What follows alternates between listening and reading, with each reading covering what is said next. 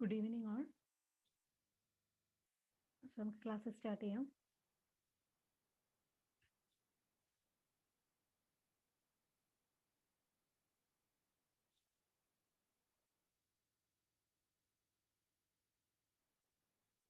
Last ക്ലാസ്സിൽ basic runway length ആയിരുന്നു നമ്മൾ പറഞ്ഞു നിർത്തിയത്. ബേസിക് റൺവേ ലെങ്ത് എന്ന് പറഞ്ഞാൽ the length of runway based on some assumed conditions അല്ലേ.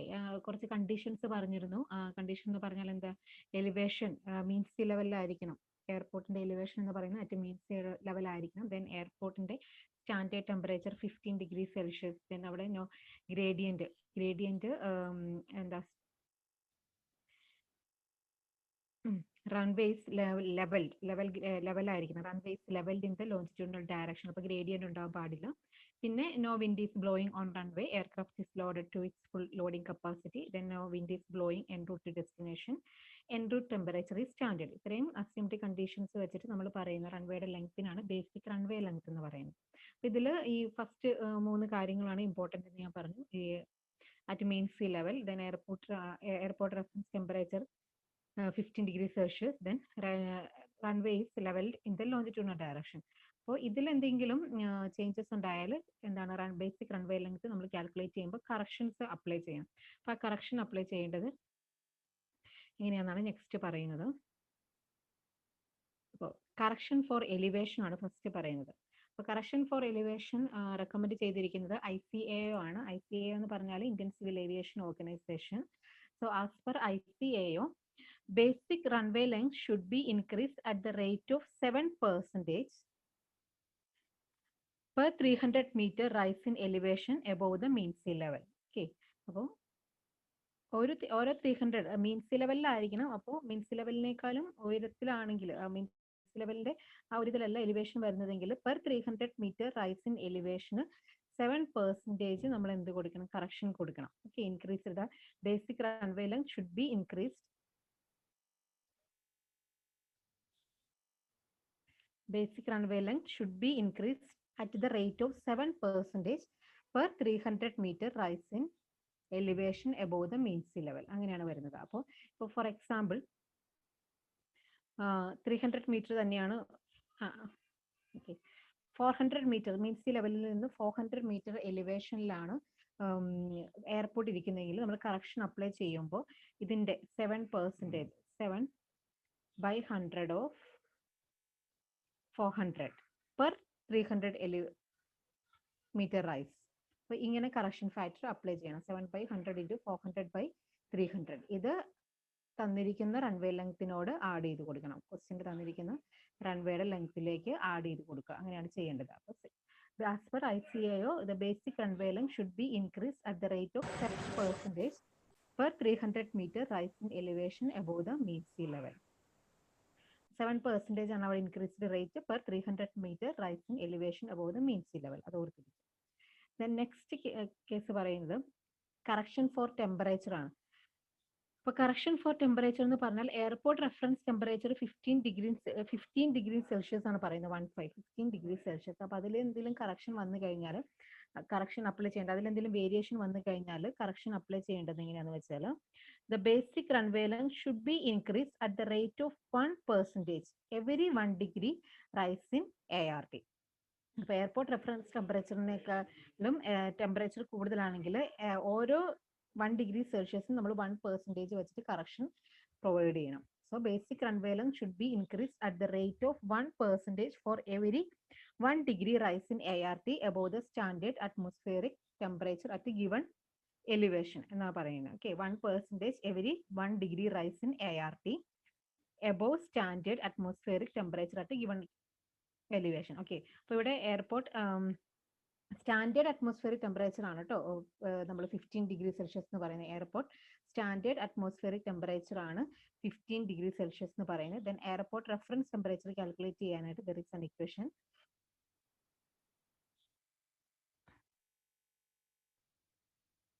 ഓക്കെ, ഇവിടെയുണ്ട്. That is airport reference temperature ക്വസ്റ്റ്യനിൽ തന്നിട്ടില്ലെങ്കിൽ നമ്മൾ എങ്ങനെ കാൽക്കുലേറ്റ് ചെയ്യുന്നത് വെച്ചാൽ TA plus TM minus TA divide by 3 where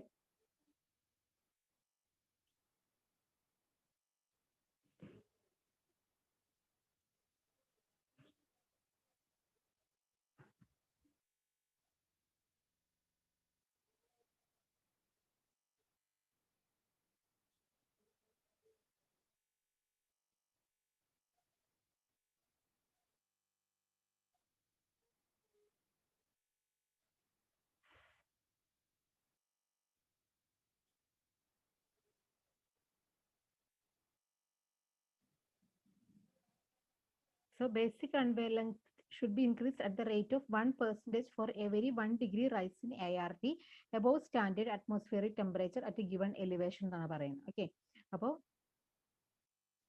നമ്മൾ ഫസ്റ്റ് എന്ത് ചെയ്യണമെന്ന് വെച്ചാൽ ART ക്വസ്റ്റ്യനിൽ തന്നിട്ടുണ്ടോ നോക്കാം. അപ്പോൾ ART ക്വസ്റ്റ്യനിൽ തന്നിട്ടുണ്ടെങ്കിൽ ആ വാല്യൂ ഡയറക്റ്റ്ലി എടുക്കുക. ഇനി ഇൻ കേസ് ART തന്നിട്ടില്ലെങ്കിൽ അതിലെന്തായിരിക്കും mean average daily temperature of the hottest month of the ഇയറും then mean of maximum daily temperature of the hottest month of year, അങ്ങനെ രണ്ട് വാല്യൂ TA ആൻഡ് TM എന്ന് പറയുന്ന value തന്നിട്ടുണ്ടാവും. അപ്പോൾ ഇത്രയും ഡീറ്റെയിൽ ആയിട്ടൊന്നും ക്വസ്റ്റ്യൻ ചോദിക്കില്ലായിരിക്കും PSCക്ക്, പക്ഷെ ഞാൻ പറയുവാണ്. അപ്പോൾ എയർപോർട്ട് ഈ രണ്ട് വാല്യൂ വെച്ചിട്ട്, അതായത് mean of average daily temperature of the hottest month of the ഇയറും then mean of maximum daily temperature of the hottest month of year, that is TM and TA എന്നാണ് റെപ്രസെന്റ് ചെയ്യുന്നത്.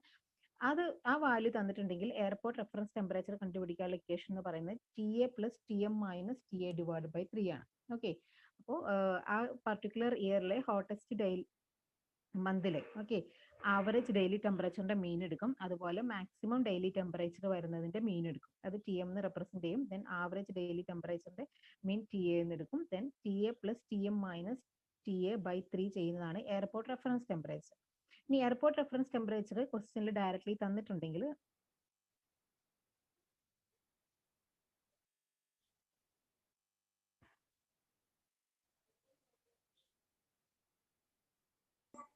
പിന്നെ നമ്മൾ എന്താ ചെയ്യേണ്ടതെന്ന് വെച്ചാൽ standard atmospheric temperature at given elevation calculate ചെയ്യാനായിട്ട് ഒരു ഇക്വേഷൻ ഉണ്ട്. 15 മൈനസ് 0.0065 ഇൻറ്റു ഗിവൺ എലിവേഷൻ ചെയ്യുക. അപ്പോൾ ക്വസ്റ്റ്യനിൽ ഇപ്പോൾ 400 ആണ്, 400 മീറ്റേഴ്സ് ആണ് ഗിവൺ എലിവേഷൻ തന്നിരിക്കുന്നതെങ്കിൽ standard atmospheric temperature at given elevation. അപ്പോൾ airport reference temperature at mean elevation mean sea ലെവലാണ് നമ്മൾ 15 ഡിഗ്രി സെൽഷ്യസ് പറയുന്നത്. അപ്പോൾ അറ്റ് ഗിവൺ എലിവേഷൻ കാൽക്കുലേറ്റ് ചെയ്യാനായിട്ട് 15 മൈനസ് 0.0065 ഇൻറ്റു ഗിവൺ എലിവേഷൻ ചെയ്യുക. അപ്പോൾ നമുക്ക് എന്താ കിട്ടുന്നത്? 15 മൈനസ് 0.0065 ഇൻറ്റു ഗിവൺ എലിവേഷൻ കിട്ടും. അപ്പോൾ ആ വാല്യൂ, ആ കിട്ടുന്ന സ്റ്റാൻഡേർഡ് അറ്റ്മോസ്ഫിയറിക് ടെമ്പറേച്ചറിന്റെ ആ വാല്യൂ ദെൻ അതുപോലെ തന്നെ ARTയുടെയും ഡിഫറൻസ് എത്രയാണോ ആ പർട്ടിക്കുലർ വാല്യൂവിന്റെ 1% ആണ് നമ്മൾ എന്ത് കാൽക്കുലേറ്റ് ചെയ്യേണ്ടത്? കറക്ഷൻ അപ്ലൈ ചെയ്യേണ്ടത്.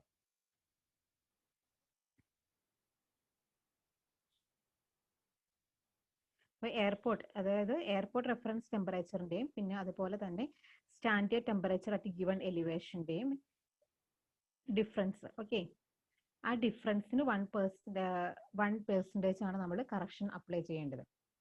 So basic runway length should be increased at the rate of 1% for every 1 degree rise in ART above standard atmospheric temperature at a given elevation. അപ്പോൾ ആ ഒരു ഫോർമുല ഓർത്തിരിക്കുക. Standard atmospheric temperature at given elevation calculate ചെയ്യാനുള്ള formula എന്താണ് പറഞ്ഞത്? 15 minus 0.0065 into given elevation. Okay, അപ്പോൾ നമുക്ക് കിട്ടുന്ന വാല്യൂ എന്ന് പറയുന്നത് 20 ഡിഗ്രി സെൽഷ്യസ് ആണ് വയ്ക്കുക. ഓക്കെ, അതുപോലെ തന്നെ ARTയുടെ വാല്യൂ 32 ഡിഗ്രി സെൽഷ്യസ് ആണ് തന്നിരിക്കുന്നത് വിചാരിക്കും. അതിന് ഡിഫറൻസ് എന്ന് പറയുമ്പോൾ 12 ഡിഗ്രി സെൽഷ്യസ് അല്ലേ. ഈ 12 ഡിഗ്രി സെൽഷ്യസിന് 1% ഇൻക്രീസ് റേറ്റിലാണ് നമ്മൾ കറക്ഷൻ അപ്ലൈ ചെയ്യേണ്ടത്. അപ്പോൾ 1/100 ഇൻറ്റു 12 ആ വാല്യൂ ആണ് നമ്മൾ എന്ത് ചെയ്യണേ? റൺവേ ലെങ്ത്തിനോട്, കറക്റ്റ് റൺവേ ലെങ്ത്തിനോടൊക്കെ ആഡ് ചെയ്ത് കൊടുക്കുക. കറക്റ്റ് റൺവേ ലെങ്ത് എന്ന് പറഞ്ഞാൽ ഈ ഇവിടെ നമുക്ക് ക്വസ്റ്റിൽ തന്നിരിക്കുന്ന runway length plus correction for elevation add ചെയ്തിട്ടുള്ള ലെങ്ത് ഉണ്ടല്ലോ, കറക്റ്റഡ് ലെങ്ത് ഓഫ് റൺവേ, അതിലേക്ക് ദെൻ ഈ ഒരു കറക്ഷൻ ആഡ് ചെയ്യുക. 1% for every rising ART above standard atmospheric temperature at given elevation. അത് ക്ലിയർ ആണെന്ന് ഞാൻ വിചാരിക്കുന്നു. അപ്പോൾ ART ക്വസ്റ്റ്യനിൽ ഡയറക്റ്റ്ലി നമുക്ക് തന്നിട്ടില്ലെങ്കിൽ നമ്മൾ കണ്ടുപിടിക്കുന്ന ഫോർമുലയാണ്. അപ്പോൾ ആ ഒരു നമുക്ക് ഡേറ്റ TA TM എന്നുള്ള ഡേറ്റ ക്വസ്റ്റ്യനിൽ തന്നിട്ടുണ്ടാവും. അപ്പോൾ TA plus TM minus TA divide by 3. അതല്ല ഇനി ARTയുടെ ഇക്വേഷൻ ആണ് ചോദിക്കുന്നതെങ്കിൽ, എയർപോർട്ട് റെഫറൻസ് ടെമ്പറേച്ചർ കാൽക്കുലേറ്റ് ചെയ്യാനുള്ള ഇക്വേഷൻ ആണ് ചോദിക്കുന്നതെങ്കിൽ അതും മീൻ ചെയ്യുന്ന എന്താണ്? Mean of average daily temperature of the hottest month of the year plus then അതിന്റെ difference mean of maximum daily temperature minus average daily temperature divided by 3. അതാണ് airport reference temperature. അപ്പോൾ ഈ equations ഓർത്തിരിക്കുക കേട്ടോ.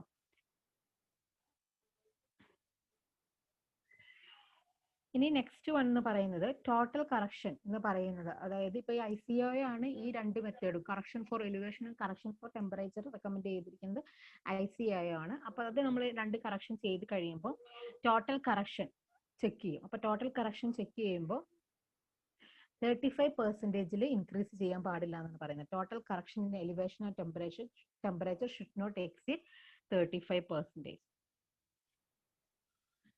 Then next one എന്ന് പറഞ്ഞാൽ ഗ്രേഡിയന്റിനാണ്. ഒരു level ground ആയിരിക്കണം എന്ന് പറഞ്ഞിട്ടുണ്ടല്ലോ, റൺവേ എന്ന് പറയുമ്പോൾ ലെവൽ ആയിരിക്കണം എന്നാണ് പറഞ്ഞിരിക്കുന്നത്. അപ്പോൾ അതിൽ എന്തെങ്കിലും കറക്ഷൻ വന്നതിന് ഗ്രേഡിയന്റ് ഉണ്ടെങ്കിൽ അവിടെ കറക്ഷൻ ഫോർ ഗ്രേഡിയന്റ് അപ്ലൈ ചെയ്യണം. അപ്പോൾ അത് നമുക്ക് പറഞ്ഞിരുന്നത് FAA ആണ്, ഫെഡറൽ ഏവിയേഷൻ അക്കാദമിയാണ് കറക്ഷൻ ഫോർ ഗ്രേഡിയന്റ് റെക്കമെൻഡ് ചെയ്തിരിക്കുന്നത്. അപ്പോൾ കറക്ഷൻ ഫോർ ഗ്രേഡിയന്റ് അപ്ലൈ ചെയ്യുന്നത് എങ്ങനെയാണെന്ന് വെച്ചാൽ, after doing correction for elevation and temperature, runway length is increased at the rate of 20% for every 1% effective gradient. Effective gradient ന്റെ 1%, every 1% നമ്മൾ 20% increase rate എന്ത് കൊടുക്കണം? Correction apply ചെയ്യണം. runway length is increased at the rate of 20% for every 1% of effective gradient. effective gradient കണ്ടുപിടിക്കാനുള്ള equation ആണ്, it is the maximum difference in elevation between highest and lowest runway points divided by total runway length. Okay, highest RL minus lowest RL divided by total runway length എന്ന് പറയുന്നതാണ് effective gradient എന്ന് പറയുന്നത്. highest RL minus lowest RL divided by total runway length ആണ് effective gradient. Then every 1% effective gradient in runway length should be increased at the rate of 20%. Okay, runway length is increased at the rate of 20% for every 1% of effective gradient. അപ്പോൾ ഈ ഒരു പോർഷനിൽ നിന്ന് question ചോദിച്ചിട്ടുണ്ട്. അത് last ഈ PWD എക്സാമിന് തന്നെയാണ് ചോദിച്ചിരിക്കുന്നത്, ഫെബ്രുവരിയിൽ നടന്ന എക്സാമിന് ചോദിച്ചിട്ടുള്ളതാണ്. അപ്പോൾ അതിന്റെ ക്വസ്റ്റ്യൻ ഇങ്ങനെയായിരുന്നു: FAA recommends that the runway length after having been corrected for elevation and temperature should be further increased at the rate of dash percentage for every 1% of effective gradient. അപ്പൊ അതിന്റെ ഓപ്ഷൻ 10%, 20%, 7% ആൻഡ് 15%. അപ്പൊ answer എന്ന് പറയുന്നത് എന്തായിരിക്കും? 20% ആണ്. അപ്പൊ ആ ഒരു റേറ്റ് ഓഫ് കറക്ഷൻ അത് ഓർത്തിരിക്കുക കേട്ടോ. എല്ലാം ഇൻക്രീസ്ഡ് റേറ്റിലാണ് നമ്മൾ കറക്ഷൻ അപ്ലൈ ചെയ്യുന്നത്. സോ ഗ്രേഡിയൻ കറക്ഷൻ ആണെങ്കിൽ the runway length after temperature and elevation correction ആണ് the corrected length should be increased at the rate of 20% for every 1% effective gradient. Then effective gradient കണ്ടുപിടിക്കാനുള്ള equation ആണ് maximum RL minus lower അല്ലെങ്കിൽ highest RL minus lowest RL divided by corrected length of runway. അപ്പോൾ ഒന്നുകൂടെ പറയാം, 3 കാര്യങ്ങളേ ഉള്ളൂ. First one correction for elevation. Correction for elevation എന്ന് പറയുമ്പോൾ മീൻസ് ലെവലിൽ നിന്ന് ഹൈറ്റിലാണ് ഇരിക്കുന്നതെങ്കിൽ എവറി 300 meter റൈസ് ഇൻ എലിവേഷന് 7% ഇൻക്രീസ്ഡ് റേറ്റിൽ വേണം എലിവേഷൻ കറക്ഷൻ അപ്ലൈ ചെയ്യാനായിട്ട്. ദെൻ അതുപോലെ തന്നെ കറക്ഷൻ ഫോർ ടെമ്പറേച്ചർ എന്ന് പറയുമ്പോൾ 1% increase at the rate of 1% for every 1 degree rise in ART above standard atmospheric temperature at a given elevation. അത് ഓർത്തിരിക്കുക. അപ്പോൾ ഇവിടെയും 1% ഇൻക്രീസ്ഡ് റേറ്റിലാണ് പ്രൊവൈഡ് ചെയ്യുന്നത്. അപ്പോൾ അതിൽ ഓർത്തിരിക്കേണ്ട കാര്യം ART തന്നിട്ടില്ലെങ്കിൽ കാൽക്കുലേറ്റ് ചെയ്യാനുള്ള ഇക്വേഷൻ ഓർത്തിരിക്കുക. അതുപോലെ അറ്റ്മോസ്ഫിയറിക് ടെമ്പറേച്ചർ അറ്റ് ഗിവൺ എലിവേഷനിൽ standard atmospheric temperature at given എലിവേഷനിലെ ഇക്വേഷൻ ഓർത്തിരിക്കുക. That is 15 - 0.0065 into given elevation. ആ ഒരു ഇക്വേഷൻ ഓർത്തിരിക്കുക. പിന്നെ total correction in elevation and temperature should not be exceed 35%. ഇത് രണ്ടും കറക്ഷൻ കൊടുത്തു കഴിയുമ്പോൾ ദെൻ ഗ്രേഡിയന്റിന്റെ കറക്ഷൻ റെക്കമെൻഡ് ചെയ്തിരിക്കുന്നത് FAA ആണ്. അപ്പോൾ based on FAA the runway length is increased at the rate of 20% for every 1% of effective gradient. അപ്പോൾ ഇതൊരു PSC ക്വസ്റ്റ്യൻ ആണ് കേട്ടോ.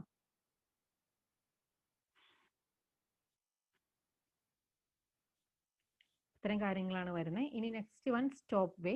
ഇനി കുറച്ച് ഡെഫിനിഷൻസ് ആണ് വരുന്നത്. അപ്പോൾ സ്റ്റോപ്പ് വേ എന്ന് പറഞ്ഞാൽ ഞാൻ ഓൾറെഡി പറഞ്ഞു, നമുക്കിപ്പോൾ ഈ റൺവേ ലെങ്ത് നമ്മൾ ഡിസൈഡ് ചെയ്യുമ്പോൾ 3 എയർക്രാഫ്റ്റിന്റെ 3 ഓപ്പറേഷണൽ ക്യാരക്ടറിസ്റ്റിക്സ് ആണ് സ്റ്റഡി ചെയ്യുന്നത്. ലാൻഡിങ്ങിന്റെ കേസ്, ദെൻ ടേക്ക് ഓഫിന്റെ കേസ്, അതുപോലെ എമർജൻസി ലാൻഡിങ്ങിന്റെ കേസ്. അപ്പോൾ എമർജൻസി ലാൻഡിങ്ങിന് വേണ്ടിയിട്ട് എന്താണ്, റൺവേയുടെ എൻഡിലായിട്ട് നമ്മൾ എന്തൊരു പ്രൊവൈഡ് ചെയ്യണം, ഒരു സ്റ്റോപ്പ് വേ പ്രൊവൈഡ് ചെയ്യണം. അപ്പോൾ ഈ ആക്സിലറേറ്റ് ചെയ്ത് കഴിഞ്ഞ് പിന്നെ എൻജിൻ ഫെയിലിയർ സംഭവിച്ചു കഴിഞ്ഞാൽ പിന്നെ എന്താണ്, ഡീസലറേറ്റ് ചെയ്ത് വന്നിട്ടാണ് എയർക്രാഫ്റ്റ് സേഫ് ആയിട്ട് നിർത്തുന്നത്. അപ്പൊ അങ്ങനെ ആ ഒരു സിറ്റുവേഷനിൽ എന്താണ്, റൺവേ കഴിഞ്ഞിട്ട് നമ്മൾ പ്രൊവൈഡ് ചെയ്യുന്ന ഒരു റെക്ടാങ്കുലർ ഏരിയയ്ക്കാണ് സ്റ്റോപ്പ് വേ എന്ന് പറയുന്നത്. So A stop way is A rectangular area on the ground at the end of the runway in the direction of take off prepared as suitable area in which an aeroplane can be stopped in case of an abandoned takeoff. Then it is marked over the entire length with the yellow chevrons. അപ്പോൾ ഇങ്ങനെ ഒരു സൈഡിൽ yellow കളറിലുള്ള ഇങ്ങനെ provide ചെയ്തിട്ടുണ്ടാവും.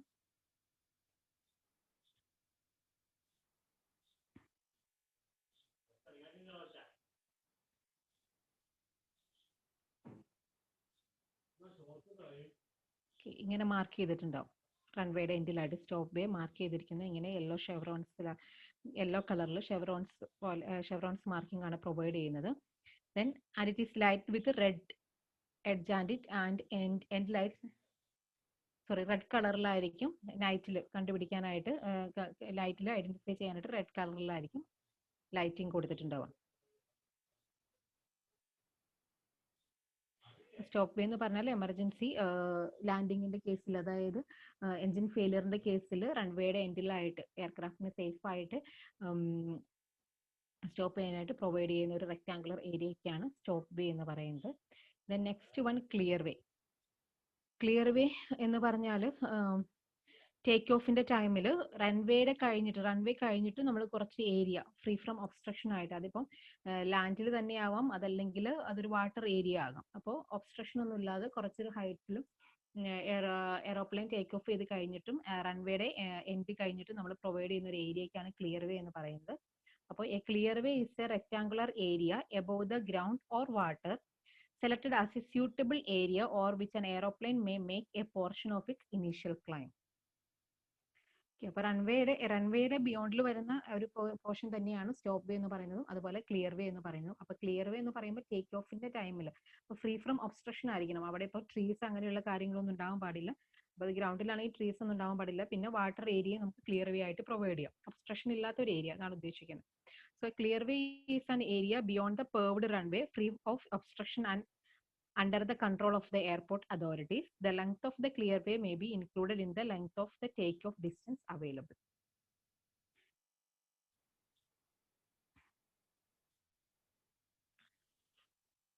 Then next എയർപോർട്ടിന്റെ കമ്പോണൻസിലേക്കാണ് നമ്മൾ വരുന്നത്. അപ്പോൾ എയർപോർട്ടിന്റെ കമ്പോണൻസിൽ റൺവേ എന്ന് പറഞ്ഞാൽ ഓൾറെഡി നമുക്ക് എന്താണ് ഇത് area provided for the landing and take off of an aircraft, അതിനാണ് റൺവേ എന്ന് പറയുന്നത്. It's a paved area.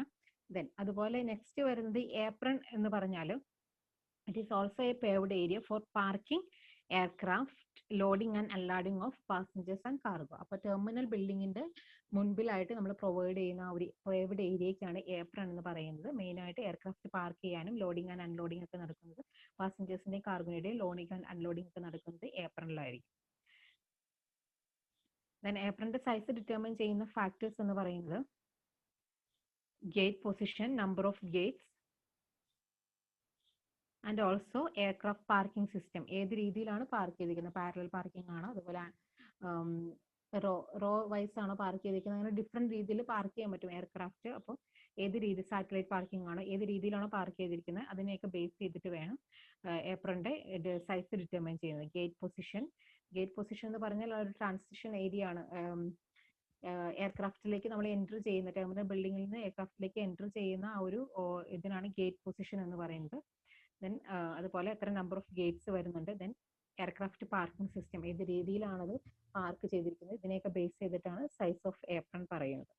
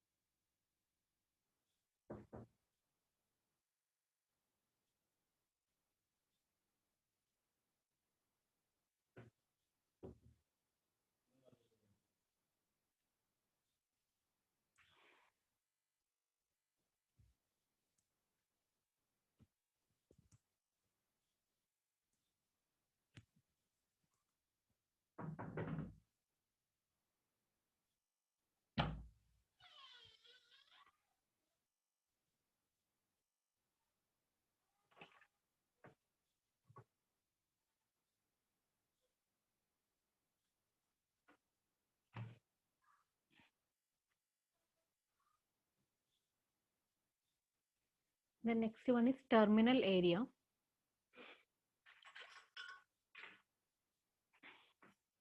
So it is the area where the transition of passengers from ground to air takes place. Terminal building, adana terminal area ennu parayunnathu. It is the area or it is the place where the transition of passengers from ground to air takes place. So it is the portion other than the landing area. Then it includes landing, terminal building, operational buildings, vehicle parking, etc.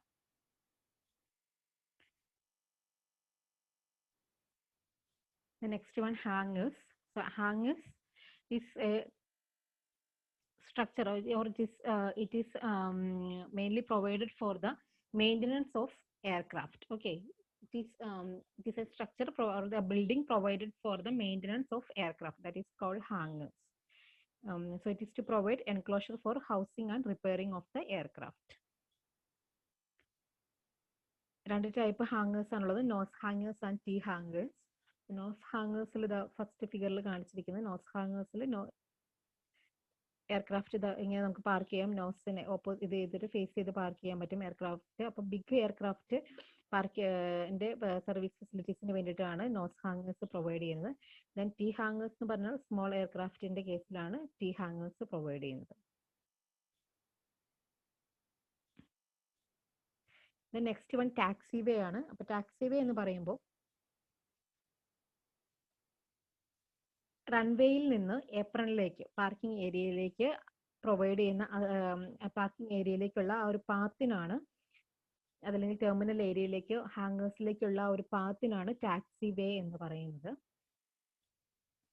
So the main function of taxiway is to provide access from the runways to the terminal area and service hangars.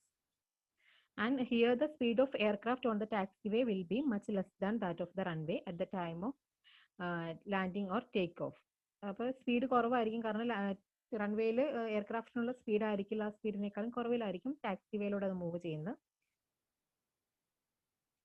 Then ടാക്സിവേയുടെ കേസിൽ ടാക്സിവേയുടെ design പറയുവാണെങ്കിൽ main ആയിട്ട് അപ്പോൾ അവിടെ വരുന്നത് ടാക്സിവേയുടെ turning radius ആണ് calculate ചെയ്യുന്നത്. കാരണം അവിടെ റൺവേയിൽ നിന്ന് ടേൺ ചെയ്ത് വേണം ടാക്സിവേയിലേക്ക് എൻ്റർ ചെയ്യാനായിട്ട്. സോ ഇത് റൺവേ ആണെങ്കിൽ ടാക്സിവേ എന്ന് പറയുമ്പോൾ ഇങ്ങനെ ഉള്ളൊരു ഏരിയ ഇതായിരിക്കും, പാത്തായിരിക്കും. അപ്പോൾ അവിടെ ടെർമിനൽ ബിൽഡിംഗ് അല്ലെങ്കിൽ ഏപ്രണിലേക്കൊക്കെയുള്ള ഒരു അസസിനാണ് ടാക്സിവേ എന്ന് പറയുന്നത്. അപ്പോൾ ഇവിടെ മെയിൻ ആയിട്ട് നമ്മൾ ഡിസൈൻ ചെയ്യുന്നത് അതിന്റെ ടേണിംഗ് റേഡിയസ് ആണ് ഡിസൈൻ ചെയ്യുന്നത്. അപ്പോൾ ടേണിംഗ് റേഡിയസ് കാൽക്കുലേറ്റ് ചെയ്യാനായിട്ട് there is an equation that is Horonjeff equation എന്നാണ് അത് പറയുന്നത്. സോ ഇക്വേഷൻ എന്ന് പറഞ്ഞാൽ R equal to 0.388 W square divided by T/2 minus S. That is the equation. Horinger equation ആണ് ഇത് പറയുന്നത്. R equal to 0.388 W square divided by T/2 minus S, where R is the radius in meter and W is the wheelbase of taxiway in meter. Then T is the width of taxiway pavement in meter and S is the distance between midpoint of the main gear and edge of the taxiway. അപ്പോൾ ഒരു half distance ആയിട്ട് വരും. Mid point of main gear എന്നല്ല ഞാൻ പറഞ്ഞിരുന്നു, middle വരുന്ന ആ wheels, രണ്ട് വീൽസ്, അതാണ് മെയിൻ ഗിയർ എന്ന് പറയുന്നത്. അപ്പോൾ അതിന്റെ അതിന്റെ സെന്ററിൽ നിന്ന് distance between mid point of main gear and edge of the taxiway pavement, that is denoted as S. Then അതൊരു സൂപ്പർസോണിക് എയർക്രാഫ്റ്റ് ആണെങ്കിൽ അതിന്റെ ഒരു ഡിസ്റ്റൻസ്, സൂപ്പർസോണിക് എയർക്രാഫ്റ്റ് ആണ് നമ്മൾ യൂസ് ചെയ്യുന്നതെങ്കിൽ ആ ഒരു ഡിസ്റ്റൻസ് പറയുന്നത് എസ് എന്ന് പറയുന്നത് 180 മീറ്റർ ആണ് നമ്മൾ ഡിസൈൻ പർപ്പസിന് എടുക്കുന്നത്. അതുപോലെ സബ്സോണിക് എയർക്രാഫ്റ്റ് ഒക്കെ ആണെങ്കിൽ 120 മീറ്റർ ആണ് എടുക്കുന്നത്. ഈ ഒരു ഇക്വേഷന് പറയുന്ന പേരാണ് ഹൊറിഞ്ചഫ് ഇക്വേഷൻ.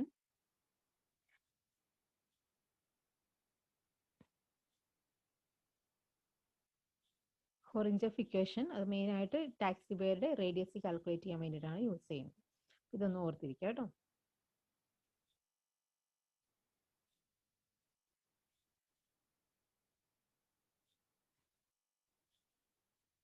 ഇപ്പൊ ഞാൻ ഈ PPT കൊടുത്തുള്ള നിങ്ങൾക്കുള്ള നോട്ടിൽ അത് ഞാൻ ഇൻക്ലൂഡ് ചെയ്തിട്ടുണ്ട്. അപ്പൊ ഇത്രയും കമ്പോണൻസ് ആണ് മെയിൻ ആയിട്ട് വരുന്നത്. എയർപോർട്ടിന്റെ കമ്പോണൻസ് എന്ന് പറയുമ്പോൾ റൺവേ, പിന്നെ വരുന്നത് ഏപ്രൺ എന്ന് പറയുന്നത് പാർക്കിങ്ങിന് വേണ്ടിയിട്ട്, എയർക്രാഫ്റ്റിന്റെ പാർക്കിങ്ങിന് വേണ്ടിയിട്ടുള്ള ഏരിയക്കാണ്. ഇപ്പൊ എവിടെ ഏരിയക്കാണ് ഏപ്രൺസ് എന്ന് പറയുന്നത്? അത് loading and unloading, main purpose എന്ന് പറഞ്ഞാൽ loading and unloading of passengers and cargo. Then next one is hangers എന്ന് പറയുമ്പോൾ സർവീസ് മെയിൻ്റനൻസ് ഫെസിലിറ്റീസിന് വേണ്ടിയിട്ട്, റിപ്പയറിംഗ് ഫെസിലിറ്റീസിന് വേണ്ടിയിട്ട് പ്രൊവൈഡ് ചെയ്യുന്ന ബിൽഡിങ്ങിനാണ് ഹാങ്ങേഴ്സ് എന്ന് പറയുന്നത്. Then next one terminal area ആണ്. ടെർമിനൽ ഏരിയ എന്ന് പറയുമ്പോൾ പാസഞ്ചേഴ്സിന്റെ ഗ്രൗണ്ടിൽ നിന്ന് എയറിലേക്കുള്ള ഒരു ട്രാൻസിഷൻ നടക്കുന്ന ഒരു പ്ലേസിനാണ് ടെർമിനൽ ഏരിയ എന്ന് പറയുന്നത്. പിന്നെയുള്ളത് ടാക്സിവേ എന്ന് പറയുമ്പോൾ റൺവേയിൽ നിന്ന് പാർക്കിംഗ് ഏരിയ, അതായത് ഏപ്രൺ, അതുപോലെ ടെർമിനൽ ഏരിയ, ഹാങ്ങേഴ്സ്, അവിടേക്കുള്ള ആ ഒരു അസസിന് പറയുന്ന ആ ഒരു പാത്തിനാണ് ടാക്സിവേ എന്ന് പറയുന്നത്. ഇനി നെക്സ്റ്റ് പറയുന്നത് വിഷ്വൽ എയ്ഡ്സ് ആണ്. വിഷ്വൽ എയ്ഡ്സ് എന്ന് പറയുമ്പോൾ മെയിൻ ആയിട്ട് airport lighting and airport marking ആണ്. ഡേ ടൈമിലാണെങ്കിൽ എയർപോർട്ട് മാർക്കിംഗിന്റെ ബേസിസിലാണ് എയർക്രാഫ്റ്റ് എന്ത് ചെയ്യുക, പൈലറ്റ്സ് ലാൻഡ് ചെയ്യുക അല്ലെങ്കിൽ ടേക്ക് ഓഫ് ചെയ്യുന്നത്. അതുപോലെ നൈറ്റ് ടൈമിലാണെങ്കിൽ എയർപോർട്ട് ലൈറ്റിംഗ്സിന്റെ ഹെൽപ്പോട് കൂടിയിട്ടായിരിക്കും ചെയ്യും landing and take off operations ചെയ്യാം.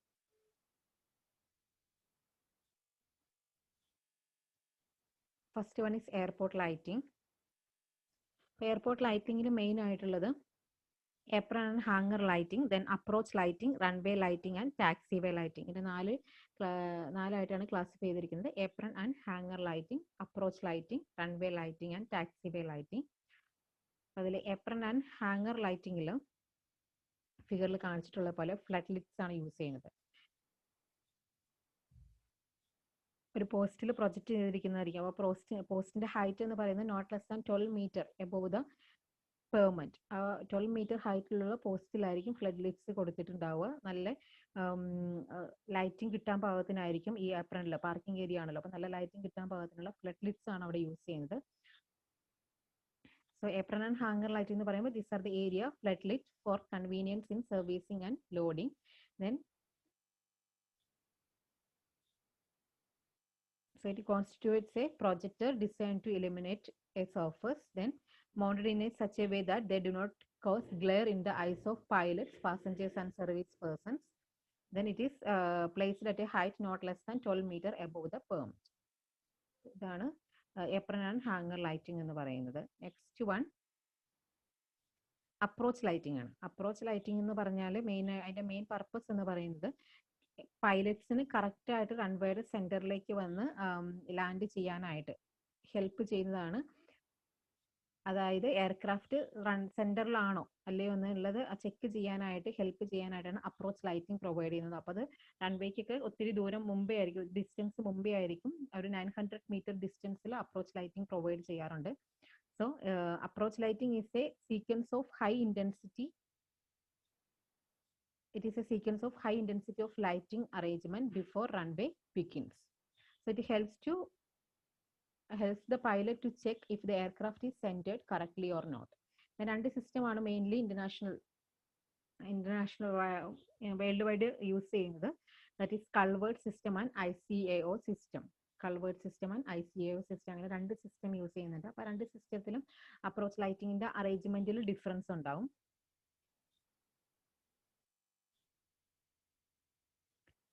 സോ കൾവേർഡ് സിസ്റ്റത്തിന്റെ കേസിലാണെങ്കിൽ lights are provided before the starting of runway. രണ്ട് കേസിലാണെങ്കിലും റൺവേക്ക് മുമ്പായിട്ട് സ്റ്റാർട്ട് ചെയ്യുന്നതിന് മുമ്പായിട്ട് ഇത് പ്രൊവൈഡ് ചെയ്യും. കാരണം അപ്രോച്ച് എന്ന് പറയുമ്പോൾ റൺവേയുടെ എൻഡ് എത്തിക്കുമ്പോഴേക്കും കറക്റ്റ് സെന്ററിലായിട്ടാണോ എയർക്രാഫ്റ്റ് ലാൻഡ് ചെയ്യുന്നത്, അത് മേക്ക് ഷുവർ ചെയ്യാനായിട്ടാണ് അപ്രോച്ച് ലൈറ്റിംഗ് പ്രൊവൈഡ് ചെയ്യുന്നത്. അപ്പോൾ റൺവേക്ക് ഒത്തിരി ഡിസ്റ്റൻസ് മുമ്പേ അപ്രോച്ച് ലൈറ്റിംഗ് പ്രൊവൈഡ് ചെയ്യും. സോ അതിന്റെ ഡിസ്റ്റൻസ് എന്ന് പറയുന്നത് this high frequency lighting arrangement is provided for a length of 900 metre. 900 മീറ്ററിൽ അത് പ്രൊവൈഡ് ചെയ്യുന്നത്. Then lights are mounted on pedestals of varying height. Then it is provided at the 30 meter interval. അത് കൾവേർഡ് സിസ്റ്റത്തിലാണ്. It is provided at the 30 meter interval. There are 6 transverse rows of light of variable length being placed at a center to center distance of 150 meter. അത് പറയാം, figure കാണിച്ചിട്ട് പറയാം. So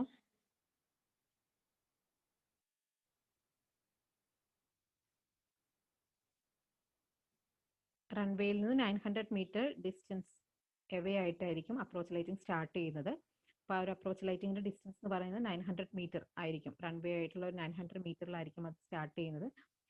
6 transverse bars use ചെയ്യുന്നത് പറഞ്ഞല്ലോ. 1 2 3 4 5 6 transverse bars use ചെയ്യും. ആ transverse bar എന്ന് പറയുന്നത് 150 മീറ്റർ ഡിസ്റ്റൻസ് ആയിരിക്കും. അതിന്റെ സ്പേസിംഗ് എന്ന് പറയുന്നത് 150 മീറ്റർ സ്പേസിംഗ് ആയിരിക്കും.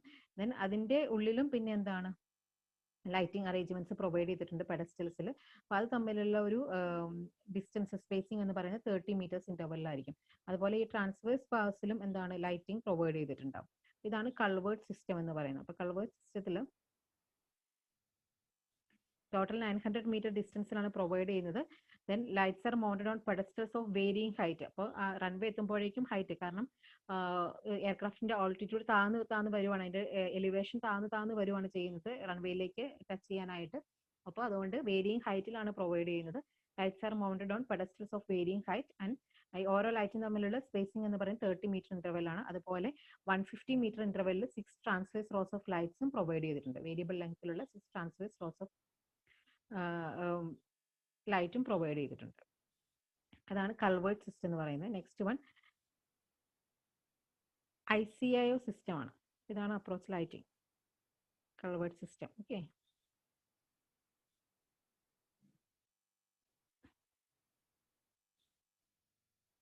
so the ICAO system also called the centerline configuration system. Then here one crossbar is provided at 300 meters from threshold. അപ്പോൾ റൺവേയുടെ എൻഡിൽ നിന്ന് ഒരു ക്രോസ് ബാർ 300 മീറ്റർ ഡിസ്റ്റൻസിൽ പ്രൊവൈഡ് ചെയ്തിട്ടുണ്ട്. പിന്നെ roll guidance is provided by bars of 4.2 metre length and are placed at 30 metre centre to centre on the extended centre line. Then these bars consist of 5 closely spaced lights to give the effect of continuous bars of light. ഇത്രയും detail ആയിട്ട് നോക്കണ്ട, എന്നാലും values ഒക്കെ ഒന്ന് നമ്മൾ നോക്കി വച്ചേക്കുക. എന്താ ചോദിക്കാന്ന് പറയാൻ പറ്റില്ലല്ലോ.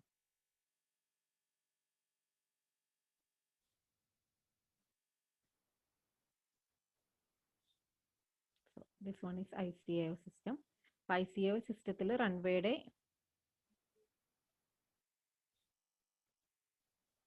എൻഡിൽ നിന്ന് ഒരു 300 മീറ്റർ ഡിസ്റ്റൻസിൽ ഒരു ക്രോസ് ബാർ പ്രൊവൈഡ് ചെയ്തിട്ടുണ്ടാകും. ദെൻ ആ ക്രോസ് ബാറിൽ ലൈറ്റിംഗ് പ്രൊവൈഡ് ചെയ്തിട്ടുണ്ടാകും. അത് കൂടാതെ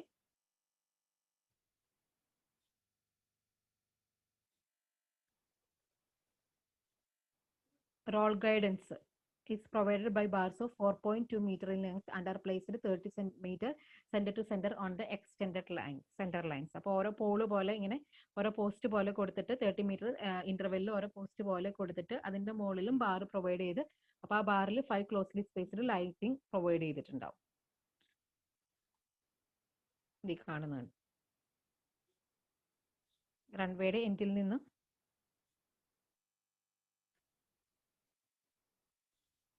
300 മീറ്റർ ഡിസ്റ്റൻസിൽ ഒരു ക്രോസ് ബാർ ഇങ്ങനെ പ്രൊവൈഡ് ചെയ്തിട്ടുണ്ടാകും. അത് കൂടാതെ 30 മീറ്റർ ഇന്റർവെൽസിൽ റോൾ ഗൈഡൻസ് പ്രൊവൈഡ് ചെയ്തിട്ടുണ്ടാകും. ഓരോ പോസ്റ്റിന്റെ മുകളിൽ 5 closely spaced lighting arrangement provide ചെയ്തിട്ടുള്ളത്. ഇതാണ് ICAO സിസ്റ്റം എന്ന് പറയുന്നത്. അപ്പോൾ അപ്രോച്ച് ലൈറ്റിംഗിൽ 2 സിസ്റ്റമാണ് വേൾഡ് വൈഡ് ഫോളോ ചെയ്യുന്നത്, ICAO സിസ്റ്റം ആൻഡ് കൾവേർഡ് സിസ്റ്റം.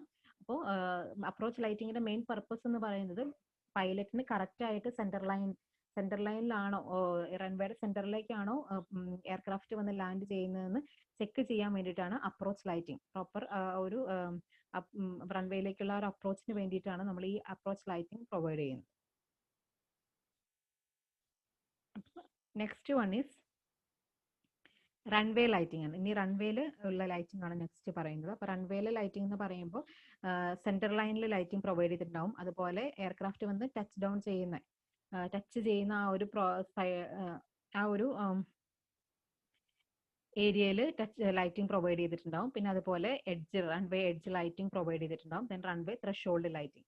ഇത്രയും കാര്യങ്ങളാണ് മെയിൻ ആയിട്ട് റൺവേയിൽ പ്രൊവൈഡ് ചെയ്യുന്നത്. അപ്പോൾ first one runway centre line lighting. Runway centre line lighting എന്ന് പറയുമ്പോൾ സെമി ഫ്ലഷ് ടൈപ്പ് ആയിരിക്കും പ്രൊവൈഡ് ചെയ്തിട്ടുണ്ടാവുക.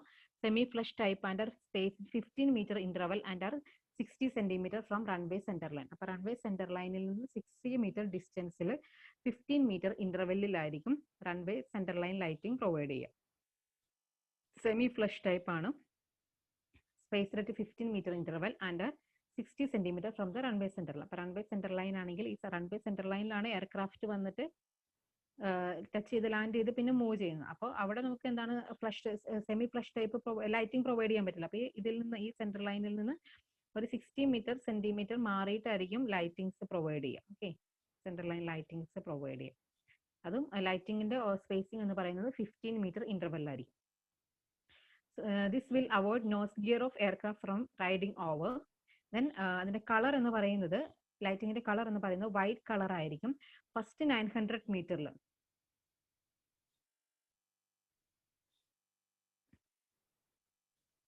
ഓക്കെ, ഫസ്റ്റ് സ്റ്റാർട്ടിങ്ങിൽ വൈറ്റ് കളർ ആയിരിക്കും. ദെൻ ലാസ്റ്റ് 900 മീറ്റർ ആകുമ്പോഴേക്കും റെഡ് കളറിലായിരിക്കും പ്രൊവൈഡ് ചെയ്യുക. So white in colour except for the last 900 metre. Then final എൻഡിലേക്ക് വരുമ്പോഴേക്കും റൺവേയുടെ എൻഡിലേക്ക് വരുമ്പോഴേക്കും റെഡ് കളറിലായിരിക്കും. ഫൈനൽ 300 മീറ്ററിൽ റെഡ് കളറിലായിരിക്കും പ്രൊവൈഡ് ചെയ്യുക. ദെൻ ഫോർ റിമൈനിങ് 600 മീറ്ററിൽ ആൾട്ടർനേറ്റ് റെഡ് ആൻഡ് വൈറ്റ് കളറിലായിരിക്കും പ്രൊവൈഡ് ചെയ്യുക. അപ്പോൾ സ്റ്റാർട്ടിങ്ങിൽ വൈറ്റ് കളറിലായിരിക്കും പ്രൊവൈഡ് ചെയ്തിട്ടുണ്ടാവുക. റൺവേയുടെ സ്റ്റാർട്ടിങ്ങിൽ വൈറ്റ് കളറിൽ പ്രൊവൈഡ് ചെയ്യും. ദെൻ ലാസ്റ്റ് 900 മീറ്റർ ആവുമ്പോൾ ഫസ്റ്റ് ഒരു 600 മീറ്ററിൽ alternate red and white colour ആയിരിക്കും പ്രൊവൈഡ് ചെയ്യുക. ദെൻ ഫൈനൽ 300 മീറ്ററിൽ റെഡ് കളറിലായിരിക്കും runway centre line lighting provide ചെയ്തിട്ടുണ്ടാവുക. Then touch down zone lighting എന്ന് പറഞ്ഞാൽ കറക്റ്റ് എവിടെയാണോ എയർക്രാഫ്റ്റ് വന്ന് ടച്ച് ചെയ്യുന്നത് ആ ഒരു ഏരിയയിൽ പ്രൊവൈഡ് ചെയ്യുന്നതാണ് ടച്ച് ഡൗൺ സോൺ ലൈറ്റിംഗ് എന്ന് പറയുന്നത്. അപ്പോൾ അതെന്താണെന്ന് വെച്ചാൽ ഇത്രയും ഈ അപ്രോച്ച് ലൈറ്റിങ്ങും അതുപോലെ സെൻട്രൽ ലൈൻ ലൈറ്റിങ്ങും ത്രഷോൾഡ് ലൈറ്റിംഗ് ഇതെല്ലാം കഴിഞ്ഞ് വരുമ്പോൾ ലാസ്റ്റ് ഗ്രൗണ്ടിലേക്ക് വന്ന് എയർക്രാഫ്റ്റ് ടച്ച് ചെയ്ത് കഴിയുമ്പോൾ പൈലറ്റ്സിന് ഒരു ബ്ലാക്ക് ഹോൾ എഫക്റ്റ് ആയിരിക്കും. ഒന്നും കാണാൻ പറ്റില്ലാത്തൊരു സിറ്റുവേഷൻ ആയിരിക്കും അപ്പോൾ വരിക. അപ്പോൾ അതുകൊണ്ട് ആ ഒരു ഏരിയ കറക്റ്റായിട്ട് കാണാൻ വേണ്ടിയിട്ടാണ് threshold touch down zone lighting provided. So there is a black hole effect after passing the high intensity approach and threshold lights. So to eliminate this black hole effect, flush mounted transverse pavement bars are provided.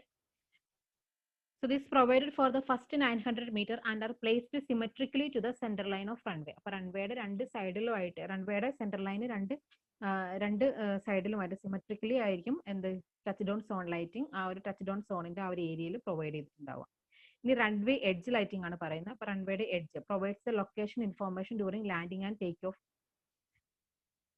time. Then it is white in color. Runway edge lighting എന്ന് പറയുമ്പോൾ white in color ആണ്, except for the last 600 meter of an instrumental runway. Then also the bidirectional yellow or white lights are provided with the yellow light facing the departing pilot, then located at a distance not more than 3 meters from the edge. Then maximum spacing എന്ന് പറയുന്നത് 60 centimetre ആയിരിക്കും. അപ്പോൾ റൺവേയുടെ എഡ്ജിലാണ് lighting provide ചെയ്യുന്നത്. അപ്പോൾ എഡ്ജിൽ provide ചെയ്യുമ്പോൾ അതിന്റെ ലൈറ്റിംഗിന്റെ spacing എന്ന് പറയുന്നത് 60 meters ആയിരിക്കും. ദെൻ റൺവേയുടെ എഡ്ജിൽ നിന്ന് നോട്ട് ലെസ് ദാൻ 3 meter ഡിസ്റ്റൻസിലായിരിക്കും ലൈറ്റിംഗ് പ്രൊവൈഡ് ചെയ്തിട്ടുണ്ടാവുക. ദെൻ ഇൻസ്ട്രുമെന്റൽ റൺവേയുടെ കേസിലാണെങ്കിൽ വൈറ്റ് കളറിലായിരിക്കും പ്രൊവൈഡ് ചെയ്തിട്ടുക. ലാസ്റ്റ് 600 മീറ്റർ ഒഴിച്ച് ബാക്കിയുള്ള ഇതിൽ റൺവേ ലൈറ്റിംഗ് എഡ്ജ് ലൈറ്റിംഗ് എന്ന് പറയുന്നത് 600 മീറ്ററിലായിരിക്കും. അതല്ലാത്ത കേസസിലാകുമ്പോൾ bidirectional yellow or white lights ആയിരിക്കും പ്രൊവൈഡ് ചെയ്തിട്ടുണ്ടാവുക. ഇപ്പോൾ ഡിപ്പാർട്ടിംഗ് പൈലറ്റിന്റെ കേസിൽ വരുമ്പോൾ യെല്ലോ ലൈറ്റ് ആയിരിക്കും പൈലറ്റിനെ ഫേസ് ചെയ്ത് ഡിപ്പാർച്ചർ ചെയ്യുന്ന ആ ഒരു എയർക്രാഫ്റ്റിനെ ഫേസ് ചെയ്ത് വരുന്നത് യെല്ലോ ലൈറ്റ്സ് ആയിരിക്കും.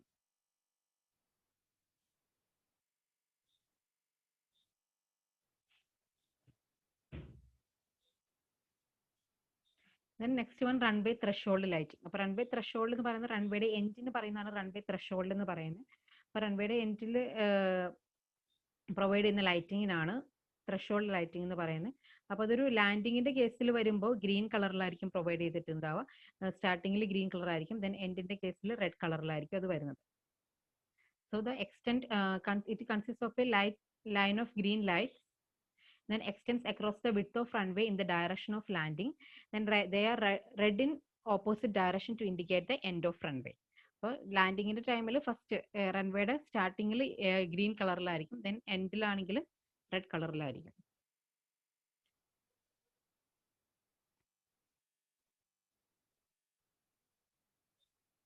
സോ ഇതാണ് ഇപ്പോൾ ഒരു റൺവേയുടെ ലൈറ്റിംഗ് വരിക. സെൻട്രൽ ലൈനിൽ നിന്ന് semi flush type central line lighting provide ചെയ്തിട്ടുണ്ട്. അപ്പോൾ ഫസ്റ്റ് ആണെങ്കിൽ എന്തായിരിക്കും വൈറ്റ് കളറിലായിരിക്കും, പിന്നെ ലാസ്റ്റ് 900 മീറ്റർ എന്താണ് ഫസ്റ്റ് ആ ഒരു ഡിസ്റ്റൻസിൽ വൈറ്റ് കളറിലായിരിക്കും, പിന്നെ ലാസ്റ്റിലേക്ക് ചെല്ലുമ്പോൾ ഫസ്റ്റ് 600 മീറ്ററിൽ റെഡും വൈറ്റും കൂടെ ചേർന്നിട്ടായിരിക്കും, പിന്നെ ലാസ്റ്റ് 300 മീറ്ററിൽ റെഡ് കളർ തന്നെയായിരിക്കും. പിന്നെ ഈ കൊടുത്തിരിക്കുന്നതാണ് touch down zone lighting and this one is runway edge lighting. And threshold എന്ന് പറയുന്ന റൺവേയുടെ സ്റ്റാർട്ടിങ്ങിലാണ് കൊടുക്കുന്നത്.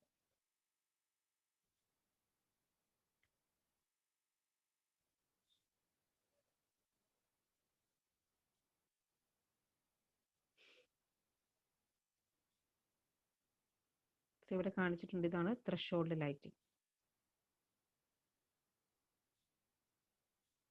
So this one is approach lighting and this one is threshold lighting and this one is runway center line lighting and this one is touchdown zone lighting and this one is edge lighting.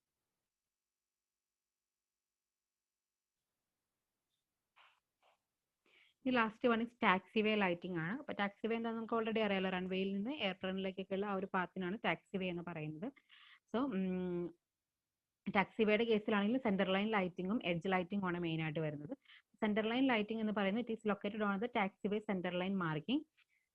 So same ഇത് റൺവേയുടെ case പറഞ്ഞതുപോലെ തന്നെ centre ലൈനിൽ ആ ഒരു correct പൊസിഷനിലായിരിക്കുമല്ല കൊടുത്തിട്ടുണ്ടാവുക, അവിടെ നിന്ന് ഒരു 30 സെന്റിമീറ്റർ ഓഫ്സെറ്റിലായിരിക്കും ലൈറ്റിംഗ് പ്രൊവൈഡ് ചെയ്തിട്ടുണ്ടാവുക. ദെൻ അതിന്റെ സ്പേസിംഗ് എന്ന് പറയുന്നത് 30 meters സ്പേസിംഗ് ആണ് വരുന്നത്. ദെൻ ടാക്സിവേ എഡ്ജ് ലൈറ്റിംഗ് എന്ന് പറഞ്ഞാൽ provided on the holding bay apron and on the taxiway. It is placed at a longitudinal interval not more than 60 meters on the straight section of taxiway and on the runway forming part. Then അതിന്റെ colour എന്ന് പറയുന്നത് ടാക്സിവേ edge ലൈറ്റിംഗിന്റെ colour എന്ന് പറയുന്നത് blue കളറിലായിരിക്കും provide ചെയ്തിട്ടുണ്ടാവും.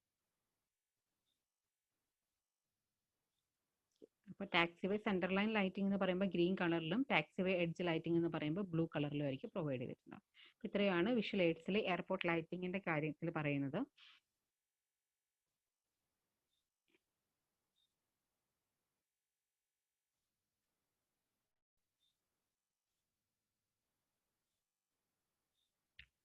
Next one airport marking ആണ്. അപ്പോൾ day ടൈമിലാണ് airport marking സിസ്റ്റത്തെ യൂസ് ചെയ്തിട്ട്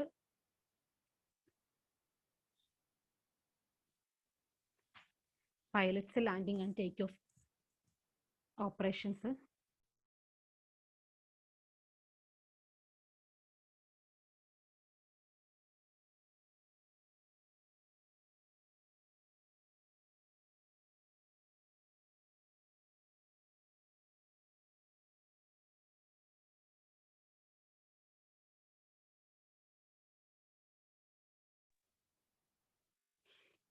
Daytime airport marking system pilots use for landing and takeoff operation. So airport marking എന്ന് പറയുമ്പോൾ 6 groups ആയിട്ട് ഡിവൈഡ് ചെയ്തിരിക്കുന്നത്. Apron marking, landing direction indicator, runway marking, shoulder marking, taxiway marking, wind direction indicator.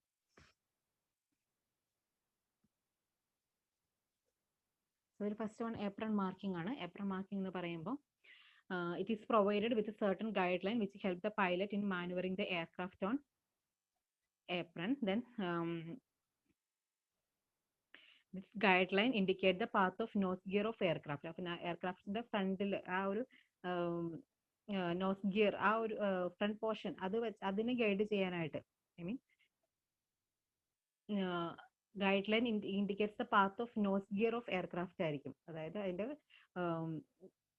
Pilot ഇരിക്കുന്ന ആ ഒരു portion അല്ലേ, അത് വെച്ചിട്ട് അത് വെച്ചിട്ടുള്ള ഒരു ഡയറക്ഷൻ ആയിരിക്കും ഗൈഡ് ലൈൻസ് ഇൻഡിക്കേറ്റ് ചെയ്യുന്നത്. Then there are chance of fuel spillage, hence the yellow paint is to be suitable for aprons, and it is a special fuel resistant variety. അത് പറയുന്നത് എന്താണെന്ന് വെച്ചാൽ ഏപ്രിലിൽ നമ്മൾ പ്രൊവൈഡ് ചെയ്യുന്നത് ഗൈഡ് ഒരു ഏപ്രൺ എന്ന് പറയുമ്പോൾ പാർക്കിങ്ങിന് വേണ്ടിയിട്ടാണ് മെയിൻ ആയിട്ട് പ്രൊവൈഡ് ചെയ്യുന്നത്. അപ്പോൾ പാർക്കിങ്ങിന് വേണ്ടിയിട്ട് അവിടെ ഗൈഡ് ലൈൻസ് മാർക്കിംഗ് പ്രൊവൈഡ് ചെയ്തിട്ടുണ്ട്. അപ്പോൾ മാർക്കിംഗ് എന്ന് പറയുന്നത് എയർക്രാഫ്റ്റിന്റെ ഫ്രണ്ട് ഏത് ഡയറക്ഷനിൽ പോകണം അതാണ് അവിടെ ഗൈഡ് ലൈൻ ആയിട്ട് ഇൻഡിക്കേറ്റ് ചെയ്യുന്നത്. ദെൻ അതുപോലെ തന്നെ ഫ്യൂൽ സ്പില്ലേജിന് ചാൻസസ് ഉണ്ട്. എയർക്രാഫ്റ്റ് അവിടെ പാർക്ക് ചെയ്തിട്ടിരിക്കുകയാണല്ലോ, അപ്പോൾ അവിടെ ഫ്യൂൽ സ്പില്ലേജിന് ചാൻസസ് ഉള്ളത് കൊണ്ട് യെല്ലോ പെയിന്റ് ആയിരിക്കും മെയിൻ ആയിട്ട് യൂസ് ചെയ്യുക. യെല്ലോ പെയിന്റ്, ദെൻ അതും fuel resistance special fuel resistant വെറൈറ്റിയിലുള്ള യെല്ലോ കളർ പെയിന്റ് ആയിരിക്കും എപ്രൺ മാർക്കിങ്ങിനായിട്ട് യൂസ് ചെയ്യുന്നത്. Then landing direction indicator or wind cone.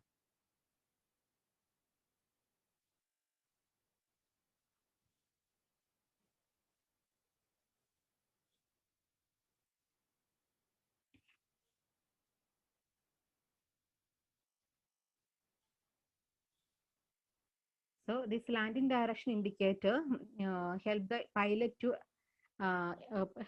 to see the activate runway of airport. ഏത് റൺവേയിലാണോ വന്ന് ലാൻഡ് ചെയ്യേണ്ടത് ആ active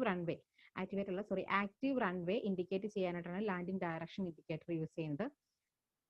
So to indicate the landing direction, an arrow or T is placed and it is painted with the orange or white color for being spotted during daytime, and it is lighted during night time. Then it is fixed at a distant place. ഒരു distant പ്ലേസിൽ correct പ്ലേസിൽ അത് fix ചെയ്തിട്ടുണ്ടാവും. അതുപോലെ main purpose എന്ന് പറഞ്ഞാൽ it indicate the pilot to active runway of airport.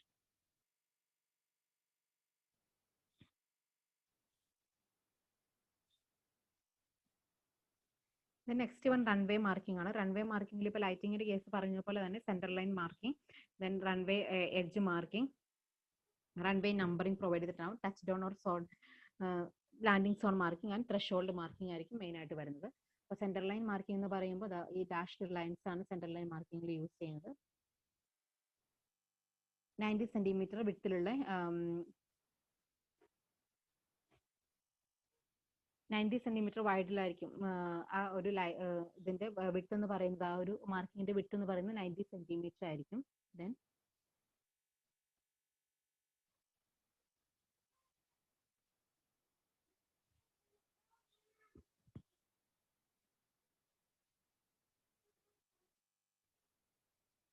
Next one runway numbering ആണ്. അപ്പൊ റൺവേ നമ്പറിംഗ് എന്ന് പറയുന്നത് ഇപ്പൊ ഇവിടെ 27 എന്ന് കാണിച്ചിരിക്കുന്നത് കണ്ടോ, അത് ആക്ച്വലി മീൻ ചെയ്യുന്നത് റൺവേ അതിന്റെ മാഗ്നറ്റിക് ബീറിംഗ് ആണ് പറയുന്നത്, അവിടുത്തെ അസിമുത്ത് ആണ് പറയുന്നത്. ഇപ്പൊ 270 ഡിഗ്രി ആണ് അവിടുത്തെ മാഗ്നറ്റിക് ആ ഒരു അസിമുത്ത് വരുന്നതെങ്കിലും മാഗ്നറ്റിക് ബീറിംഗ് വരുന്നതെങ്കിൽ ആ 27 ഫസ്റ്റ് ലെറ്റർ 27 അതാണ് അവിടെ ഡിനോട്ട് ചെയ്യുന്നത്, റൺവേ നമ്പറിംഗ് ആയിട്ട് ഡിനോട്ട് ചെയ്യുന്നത്. 27 നമ്പർ റൺവേ എന്ന് മീൻ ചെയ്യുന്നത് അതിന്റെ ആംഗിൾ ആണ്, മാഗ്നറ്റിക് അസിമുത്ത് ബിയറിംഗ് ആണ് അവിടെ പറയുന്നത്.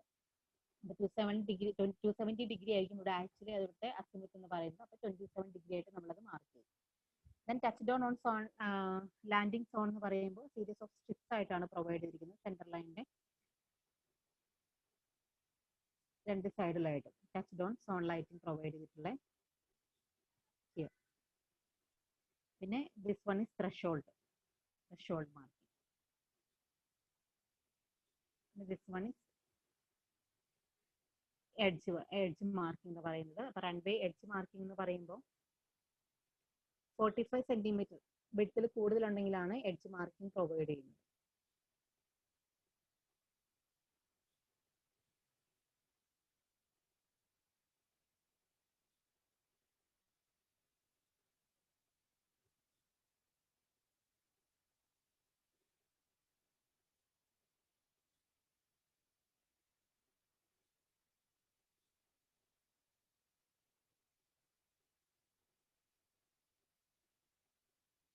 ദെൻ റൺവേയുടെ എഡ്ജ് മാർക്കിംഗ് ചെയ്യാനായിട്ട് യെല്ലോ കളർ പെയിന്റ് ആണ് യൂസ് ചെയ്യുന്നത്.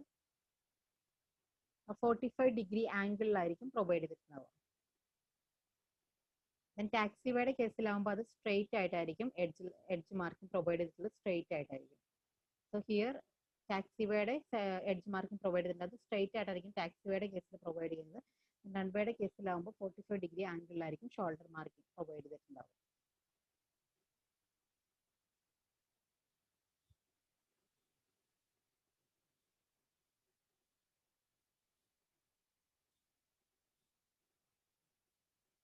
നെക്സ്റ്റ് വൺ ടാക്സിവേ മാർക്കിംഗ് ആണ്. Taxiway marking centre line marking ഉണ്ട്. then അതുപോലെ there is a holding line and also shoulder line, edge line marking ഉണ്ട്. സോ സെന്റർ ലൈൻ മാർക്കിംഗ് എന്ന് പറയുമ്പോൾ 15 centimetre വിഡ്ത്തിൽ yellow colour continuous lines ആണ് provide ചെയ്യുക centre line ആയിട്ട്.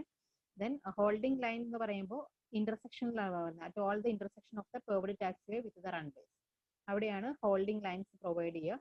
പിന്നെ ഓൾറെഡി പറഞ്ഞ പോലെ ടാക്സിവേയുടെ ഷോൾഡർ എന്ന് പറയുമ്പോൾ സ്ട്രെയിറ്റ് ആയിട്ടുള്ള സ്ട്രിപ്സ് ആയിരിക്കും ടാക്സിവേയുടെ ഷോൾഡർ ലൈൻ ആയിട്ട് mark ചെയ്തിട്ടുണ്ടാവുക.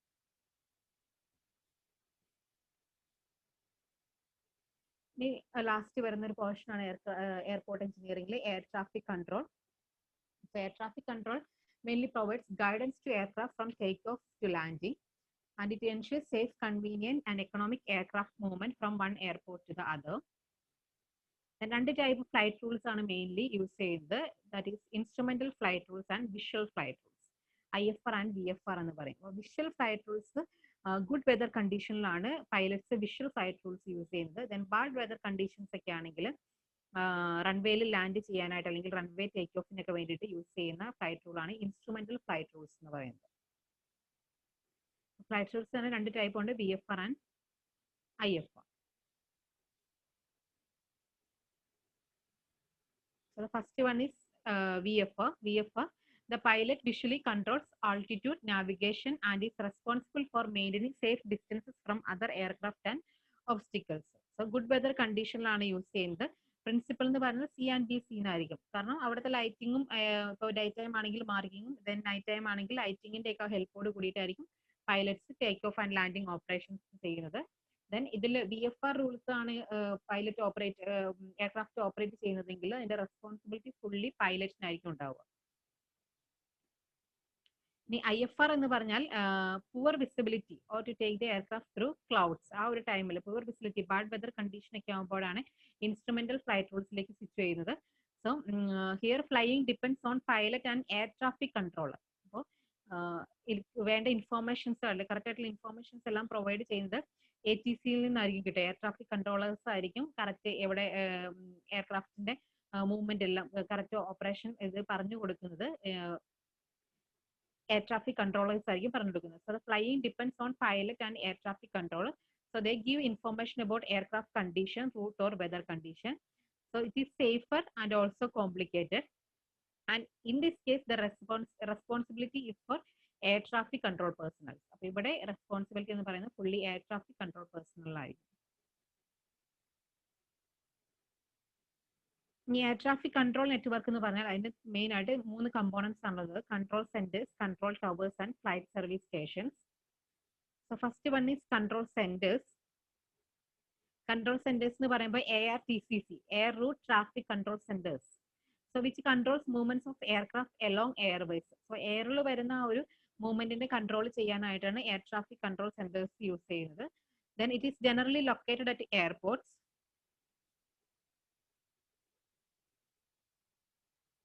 Then number of controllers depend ചെയ്യുന്നത് മെയിൻ ആയിട്ട് ആവറേജ് നമ്പർ ഓഫ് എയർക്രാഫ്റ്റിനെയും അതുപോലെ കോംപ്ലക്സിറ്റി ഓഫ് ട്രാഫിക്കിനെയും ബേസ് ചെയ്തിട്ടായിരിക്കും നമ്പർ ഓഫ് കൺട്രോളേഴ്സ് വരുന്നത്. സോ ARTCC എന്ന് പറയുന്ന എല്ലാ എയർപോർട്ടിലും ഉണ്ടായിരിക്കില്ല, മേജർ എയർപോർട്സിലായിരിക്കും കാണുള്ളൂ. അപ്പോൾ ആ ഒരു മേജർ എയർപോർട്ടിന്റെ അവിടെ ആ ഒരു ARTCCയുടെ അണ്ടറിൽ നമ്പർ ഓഫ് എയർപോർട്സ് ഉണ്ടായിരിക്കും. ആ ഒരു സോണിൽ വരുന്ന എല്ലാ എയർപോർട്സും ആ ഒരു ARTCCയുടെ അണ്ടറിൽ വരുന്നതായിരിക്കും. എയർ ട്രാഫിക് കൺട്രോൾ സെന്റേഴ്സ് എന്ന് പറഞ്ഞാൽ മെയിൻ ആയിട്ട് control the movements of aircraft along airways. The next one control towers ആണ്. So control towers എന്ന് പറഞ്ഞാൽ airport traffic control tower ആണ്, ATCT. So it supervises, directs and monitors traffic in airport. അപ്പോൾ control towers എല്ലാ എയർപോർട്ടിലും ഉണ്ടാവും. ARTCC എല്ലാ എയർപോർട്ടിലും ഉണ്ടാവില്ല, ഏതെങ്കിലും പർട്ടിക്കുലർ എയർപോർട്ടിലായിരിക്കും ഉണ്ടാവുള്ളൂ. അപ്പോൾ ആ ഒരു ARTCCയുടെ കീഴിൽ തന്നെ നമ്പർ ഓഫ് എയർപോർട്ടിന്റെ അവിടെ വരുന്ന നമ്പർ ഓഫ് എയർപോർട്ടിൽ ലാൻഡിങ് അല്ലെങ്കിൽ ആ ഒരു സോണിൽ വരുന്ന എയർക്രാഫ്റ്റിന്റെ മൂവ്മെന്റ് കംപ്ലീറ്റ് കൺട്രോൾ ചെയ്യുന്നത് ആ ഒരു ARTCC ആയിരിക്കും, എയറിലെ കാര്യങ്ങൾ കൺട്രോൾ ചെയ്യുന്നത്. ദെൻ കൺട്രോൾ ടവേഴ്സ് എന്ന് പറഞ്ഞാൽ എല്ലാ എയർപോർട്ടിലും ഉണ്ടാവും. Then it is located in terminal area in a commanding position. Then it issues clearance to aircraft. Then also provides pilot information regarding weather, operating conditions, etc. Then ATCT with approach control facilities എന്ന് പറയുമ്പോൾ ഇതിന്റെ control എന്ന് പറയുന്നത് ATCTയുടെ control എന്ന് പറയുന്നത് within the ആ ഒരു എയർപോർട്ടിന്റെ ഒരു പർട്ടിക്കുലർ റേഡിയസിലായിരിക്കും ATCTയുടെ കൺട്രോൾ വരുന്നത്. ദെൻ ARTCCയുടെ അതായത് airport air route traffic control സെന്റേഴ്സിന്റെ ആ ഒരു കൺട്രോൾ എന്ന് പറയുന്നത് ബിയോണ്ട് 40 കിലോമീറ്റർ ഫ്രം ടവറും ആ ഒരു ഏരിയയിൽ കൺട്രോൾ ഉണ്ടാവും. സോ കൺട്രോൾ എന്ന് പറയുമ്പോൾ ബിയോണ്ട് 40 കിലോമീറ്റർ ഫ്രം ടവർ അത് ARTCCയുടെ കൺട്രോളിലായിരിക്കും. ദെൻ ആ ഒരു എയർപോർട്ടിന്റെ ആ ഒരു വിത്തിൻ ദ റേഡിയസ് വരുന്നതാണ് ATCTയുടെ കൺട്രോളിൽ വരുന്നത്. ഇനി അടുത്തൊരു നെയിം ഓർത്തിരിക്കേണ്ടതാണ് ഹോൾഡിംഗ് ഫിക്സ് എന്ന് പറയുന്നത്. അപ്പോൾ ഹോൾഡിംഗ് ഫിക്സ് എന്ന് പറഞ്ഞാൽ എയറിലുള്ള ഒരു സ്പേസിനാണ് ഹോൾഡിംഗ് ഫിക്സ് എന്ന് പറയുന്നത്. So where aircrafts are detain during heavy traffic. So already runway occupied ആണെങ്കിൽ ദെൻ നെക്സ്റ്റ് എയർക്രാഫ്റ്റ് ലാൻഡ് ചെയ്യാനായിട്ട് വരുന്നുണ്ടെങ്കിൽ അത് സ്പേസിൽ കുറച്ച് നേരം ഡീറ്റെയിൻ ചെയ്യും, അവിടെ തന്നെ നിൽക്കും. കാരണം എന്ന് വെച്ചാൽ റൺവേ ക്ലിയർ ആകാൻ വേണ്ടിയിട്ട്. അപ്പൊ അങ്ങനെ എയർക്രാഫ്റ്റ് വന്നിട്ട് ഒരു 300 മീറ്റേഴ്സ് ഇന്റർവെല്ലിൽ ഇങ്ങനെ വന്ന് എയറിൽ ആ ഒരു ഡീറ്റെയിൻ ചെയ്യുന്ന ആ ഒരു ഇതിനാണ് ഹോൾഡിംഗ് ഫിക്സ് എന്ന് പറയുന്നത്.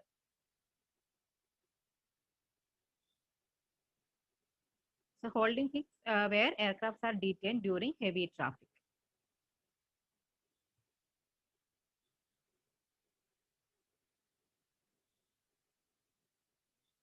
The next one flight service stations ആണ്. അപ്പോൾ ഫ്ലൈറ്റ് സർവീസ് സ്റ്റേഷൻസ് എന്ന് പറയുമ്പോൾ മെയിൻ ആയിട്ട് it is located along airways and airports. Then അതിന്റെ മെയിൻ പർപ്പസ് എന്ന് പറഞ്ഞാൽ it pass the relay messages between ARTCC and aircraft. ARTCCയിൽ നിന്ന് എയർക്രാഫ്റ്റിലേക്കും അതുപോലെ എയർക്രാഫ്റ്റിൽ നിന്ന് ARTCCയിലേക്കുള്ള മെസ്സേജസ് കൺവേ ചെയ്യുന്നതിനാണ് ഫ്ലൈറ്റ് സർവീസ് സ്റ്റേഷൻസ് യൂസ് ചെയ്യുന്നത്. അപ്പോൾ ഇത്രയും കാര്യങ്ങൾ അപ്പൊ ഇതിൽ ഹോൾഡിംഗ് ഫിക്സ് നിങ്ങൾക്ക് ക്ലിയർ ആണെന്ന് ഞാൻ വിചാരിക്കുന്നു. ഹോൾഡിംഗ് ഫിക്സ് എന്ന് പറഞ്ഞാൽ വേറെ ഒന്നുമല്ല, ഓൾറെഡി റൺവേ ഒക്യുപ്പൈഡ് ആണെങ്കിൽ എയർപോർട്ടിൽ റൺവേ ഒക്യുപ്പൈഡ് ആണെങ്കിൽ ദെൻ നെക്സ്റ്റ് എയർക്രാഫ്റ്റ് ലാൻഡ് ചെയ്യാനായിട്ട് സ്പേസിൽ എയറിൽ ഒരു പർട്ടിക്കുലർ ഇത് ഡിസ്റ്റൻസ് ഇന്റർവെൽ മെയിൻറ്റെയിൻ ചെയ്തുകൊണ്ട് അതവിടെ ഡീറ്റെയിൻ ചെയ്യും, അവിടെ റിമെയിൻ ചെയ്യും. ആ ഒരു ഇതിനാണ് ഹോൾഡിംഗ് ഫിക്സ് എന്ന് പറയുന്നത്. അപ്പം ട്രാഫിക് കൂടുതലാണെങ്കിൽ നെക്സ്റ്റ് എയർക്രാഫ്റ്റ് വരുമ്പോൾ അതിൽ നിന്നൊരു 300 മീറ്റർ ഇന്റർവെല്ലിൽ ഹൈറ്റിൽ നെക്സ്റ്റ് വൺ അങ്ങനെ ഒരു പർട്ടിക്കുലർ സ്പേസ് മെയിൻറ്റെയിൻ ചെയ്തുകൊണ്ട് എയറിൽ ഡീറ്റെയിൻ ചെയ്യുന്ന ആ ഒരു ഇതിനാണ് പ്രോസസ്സിനാണ് ഹോൾഡിംഗ് ഫിക്സ് എന്ന് പറയുന്നത്.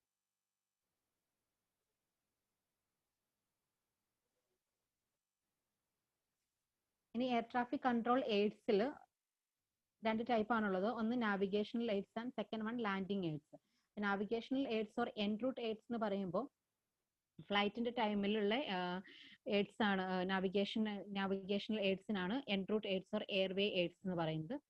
ദെൻ ലാൻഡിംഗ് എയ്ഡ്സ് എന്ന് പറഞ്ഞാൽ ലാൻഡ് ചെയ്യാനായിട്ട് വരുന്നതാണ്. Landing aids or terminal aids എന്ന് പറയുന്നത് it is during the process of landing. ആ ടൈമിലുള്ള എയ്ഡ്സിനാണ് landing aids or terminal aids എന്ന് പറയുന്നത്. എയർവേ എയ്ഡ്സിൽ വരുന്ന Elements ആണ് air route surveillance radar, air ground communication, airway beacon, direction finder, distance measuring equipment, lower medium frequency radio range, marker beacon, tactical air navigation, very high frequency omni directional range. മെയിനായിട്ട് എയർക്രാഫ്റ്റിന് direction അതുപോലെ altitude maintain ചെയ്യാൻ അങ്ങനെയുള്ള കാര്യങ്ങൾ പറഞ്ഞു കൊടുക്കുന്നത് different elements ആണ് ഈ ലിസ്റ്റ് ഔട്ട് ചെയ്തിരിക്കുന്നത്. ഇത്രയും ഡീറ്റെയിൽ ആയിട്ട് നമുക്ക് നോക്കണ്ട, ഇതിന്റെ ഓരോന്നും ഡീറ്റെയിൽ ആയിട്ട് ഞാൻ പറയുന്നില്ല. മെയിനായിട്ട് റഡാറിന്റെ ആ ഒരു ആപ്ലിക്കേഷൻ ആണ് വരുന്നത്. കറക്റ്റ് ഡിസ്റ്റൻസ് പറയാനും അതിന് എത്ര ഓൾട്ടിറ്റ്യൂഡിലാണ് എത്ര എലിവേഷനിലാണ് എയർക്രാഫ്റ്റ് നിൽക്കുന്നതെന്ന് പറയാനും ഒക്കെയുള്ള ഡിസ്റ്റൻസ് പറഞ്ഞു കൊടുക്കാനൊക്കെയുള്ള ഒരു ഇതിന് എയ്ഡ്സ് ആണ്. എയർവേ എയ്ഡ്സിൽ മെയിനായിട്ട് ഇത്രയും കമ്പോണൻസ് ആണ്, ഇത്രയും എലമെന്റ്സ് ആണ്, ഇത്രയും എക്യുപ്മെന്റ്സ് ആണ് യൂസ് ചെയ്യുന്നത്. ദെൻ ലാൻഡിങ്ങിന്റെ ടൈമിൽ വരുന്നതാണ് ലാൻഡിങ് എയ്ഡ്സ് എന്ന് പറയുന്നത്. അപ്പോൾ അതിൽ മെയിൻ ആയിട്ട് വരുന്നത് instrumentation landing system, precision approach radar, airport surveillance radar, airport surface detection equipment, approach lights. ഇത്രയും കാര്യങ്ങളാണ് പറയുന്നത്. അതിലിപ്പോൾ അപ്രോച്ച് ലൈറ്റ് നമ്മൾ ഓൾറെഡി പറഞ്ഞു കഴിഞ്ഞു. ലാൻഡിങ്ങിന്റെ ടൈമിൽ അപ്രോച്ച് ലൈറ്റ്സ് ഓൾറെഡി പറഞ്ഞു. ദെൻ ഇൻസ്ട്രുമെന്റേഷൻ ലാൻഡിംഗ് സിസ്റ്റം എന്ന് പറഞ്ഞാൽ ബാഡ് വെതർ കണ്ടീഷനിൽ നമുക്ക് കറക്റ്റ് ആയിട്ട് ഇപ്പോൾ ഡേ ടൈമിലാണെങ്കിൽ മാർക്കിംഗ് ഒന്നും കറക്റ്റ് ആയിട്ട് കാണാൻ പറ്റില്ല, അതുപോലെ നൈറ്റ് ടൈം ആണെങ്കിൽ ലൈറ്റിംഗ് പ്രോപ്പർ ആയിട്ട് കാണാൻ പറ്റില്ല. അപ്പോൾ ആ ഒരു സമയത്ത് എയർക്രാഫ്റ്റ് കറക്റ്റ് ആയിട്ട് സേഫ് ആയിട്ട് ലാൻഡ് ചെയ്യിക്കാൻ വേണ്ടിയിട്ട് പൈലറ്റ്സ് ഇൻസ്ട്രുമെന്റേഷൻ ലാൻഡിംഗ് സിസ്റ്റം ആയിരിക്കും യൂസ് ചെയ്യുക. ILS എന്ന് പറയും, ഇൻസ്ട്രുമെന്റേഷൻ ലാൻഡിംഗ് സിസ്റ്റം ആയിരിക്കും യൂസ് ചെയ്യുക. അപ്പോൾ ഇൻസ്ട്രുമെന്റൽ ലാൻഡിംഗ് സിസ്റ്റത്തിന്റെ കേസിലും മെയിൻ ആയിട്ട് വരുന്ന 3 കമ്പോണൻസ് ആണ് വരുന്നത്. അപ്പോൾ ഇവിടെ ഒരു കമ്മ്യൂണിക്കേഷൻ എന്ന് പറയുന്നത് it consist of telecommunication aids to the pilot to enable him to approach the runway and make a successful landing under poor visibility condition. Then അതിന് 3 കമ്പോണൻസ് ആണ് മെയിൻ ആയിട്ട് വരുന്നത്. ഒരു ലോക്കലൈസർ ആന്റിന ഉണ്ടാവും. സോ ലോക്കലൈസർ ആന്റിന എന്ന് പറയുമ്പോൾ it is a radio transmitter of very high frequency omni directional range. It emits radio beam signal in vertical plane. ഇപ്പൊ കറക്റ്റ് ഒരു ഹൈറ്റ്, കറക്റ്റ് ഒരു ഓൾട്ടിറ്റ്യൂഡ് പറഞ്ഞു കൊടുക്കാനാണ് ലോക്കലൈസർ ആന്റിന യൂസ് ചെയ്യുന്നത്. ദെൻ ഗൈഡ് സ്ലോപ്പ് ആന്റിന എന്ന് പറയുന്നത് it is a radio transmitter of localizer antenna use ചെയ്യുന്നത് it is a radio transmitter of very high frequency omni directional range and it emits radio beam signal in a vertical plane. അപ്പോൾ അത് correct, അത് എന്ത് localizer antenna use ചെയ്യുന്നത് correct സെന്ററിലായിട്ടാണോ aircraft വരുന്നത്, റൺവേയുടെ സെന്ററിലായിട്ടാണോ aircraft വരുന്നതെന്ന് പറഞ്ഞു കൊടുക്കുന്നതാണ് ലോക്കലൈസർ ആന്റിനയുടെ യൂസ് എന്ന് പറയുന്നത്. ദെൻ ഗൈഡ് സ്ലോപ്പ് ആന്റിന എന്ന് പറയുമ്പോൾ it is a radio transmitter of very high frequency omni directional range and it emits radio beam signal in horizontal plane. So correct ഓൾട്ടിറ്റ്യൂഡിലാണ്, കറക്റ്റ് ഹൈറ്റിലാണോ വന്ന് ലാൻഡ് ചെയ്യുന്നതെന്ന് ഉള്ള ഇൻഫോർമേഷൻ പ്രൊവൈഡ് ചെയ്യുന്നതാണ് guide slope antenna എന്ന് പറയുന്നത്. Then also there is outer and middle markers. So outer and middle markers എന്ന് പറഞ്ഞാൽ കറക്റ്റ് പൊസിഷൻ ആയിട്ട് ടച്ച് ചെയ്യാനുള്ള കറക്റ്റ് പൊസിഷൻസ് ഇൻഫോം ചെയ്യുന്നതിന് വേണ്ടിയിട്ട് യൂസ് ചെയ്യുന്നതാണ് ഔട്ടർ ആൻഡ് മിഡിൽ മാർക്കർ എന്ന് പറയുന്നത്. അതും കളേഴ്സ് ആയിരിക്കും. ഇപ്പോൾ ഔട്ടർ മാർക്കർ പാസ് ചെയ്ത് കഴിയുമ്പോൾ എയർക്രാഫ്റ്റിന്റെ ഉള്ളിൽ കോക്പിറ്റിന്റെ ഉള്ളിൽ കളർ പർപ്പിൾ കളറാണെന്ന് തോന്നുന്നത്, purple or yellow, purple colour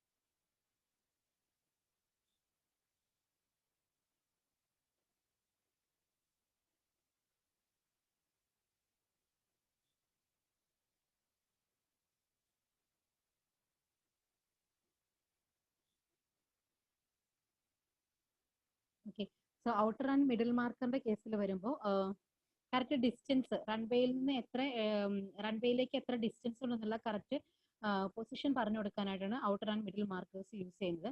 അപ്പോൾ ഔട്ടർ മാർക്കർ സിറ്റുവേറ്റ് ചെയ്യുന്നത് എന്ന് വെച്ചാൽ ഫിക്സ് ചെയ്തിരിക്കുന്നത് റൺവേയുടെ എൻഡിൽ നിന്ന് 7 കിലോമീറ്റർ ഡിസ്റ്റൻസിലായിരിക്കും ഔട്ടർ മാർക്കർ കൊടുത്തിരിക്കുന്നത്. അപ്പോൾ ആ ഒരു ഔട്ടർ മാർക്കറിലൂടെ എയർക്രാഫ്റ്റ് അത് ജസ്റ്റ് പാസ് ചെയ്ത് കഴിയുമ്പോൾ അവിടെ ഒരു ആംബർ യെല്ലോ കളർ ലൈറ്റ് ആണ് കോക്പിറ്റിൽ ഒരു യെല്ലോ കളർ ലൈറ്റ് തെളിയും. അപ്പൊ അത് മീൻ ചെയ്യുന്നത് എന്താണ്, ഔട്ടർ മാർക്കർ പാസ് ചെയ്തു. അപ്പൊ ഇനി റൺവേയിലേക്ക് 7 കിലോമീറ്റർ ഡിസ്റ്റൻസ് ഉള്ളൂ. ദെൻ മിഡിൽ മാർക്കർ എന്ന് പറയുമ്പോൾ റൺവേയുടെ എൻഡിൽ നിന്ന് 1 കിലോമീറ്റർ ഡിസ്റ്റൻസിലായിരിക്കും പ്രൊവൈഡ് ചെയ്തിട്ടുണ്ടാവും. അപ്പൊ മിഡിൽ മാർക്കറിലൂടെ പാസ് ചെയ്ത് കഴിയുമ്പോൾ അത് ഒരു പർപ്പിൾ ലൈറ്റ് ആണ് കോക്പിറ്റിൽ ഇൻഡിക്കേഷൻ കൊടുക്കുന്നത്. അപ്പൊ അത് മീൻ ചെയ്യുന്നത് ഇനി റൺവേയിലേക്ക് 1 കിലോമീറ്റർ ഡിസ്റ്റൻസ് ഉള്ളൂ. അപ്പൊ അങ്ങനെ കറക്റ്റ് പൊസിഷൻ റിപ്പോർട്ട് ചെയ്യുന്നതിന് വേണ്ടിയിട്ടാണ് outer and middle marker use ചെയ്യുന്നത്. അപ്പൊ ഈ ഇൻസ്ട്രുമെന്റേഷൻ ലാൻഡിംഗ് സിസ്റ്റത്തിന്റെ കേസിൽ പിന്നെ റൺവേ കറക്റ്റായിട്ട് റൺവേ പ്രോപ്പറായിട്ട് ബാഡ് വെതർ കണ്ടീഷന്റെ കേസിൽ പ്രോപ്പറായിട്ട് റൺവേ കാണാൻ പറ്റില്ലാത്ത സിറ്റുവേഷനിലാണ് ILS-ലേക്ക് സ്വിച്ച് ചെയ്യുന്നത്. അപ്പൊ ILS എന്ന് പറയുമ്പോൾ മെയിൻ ആയിട്ട് 3 കമ്പോണന്റ് ആണ് വരുന്നത്.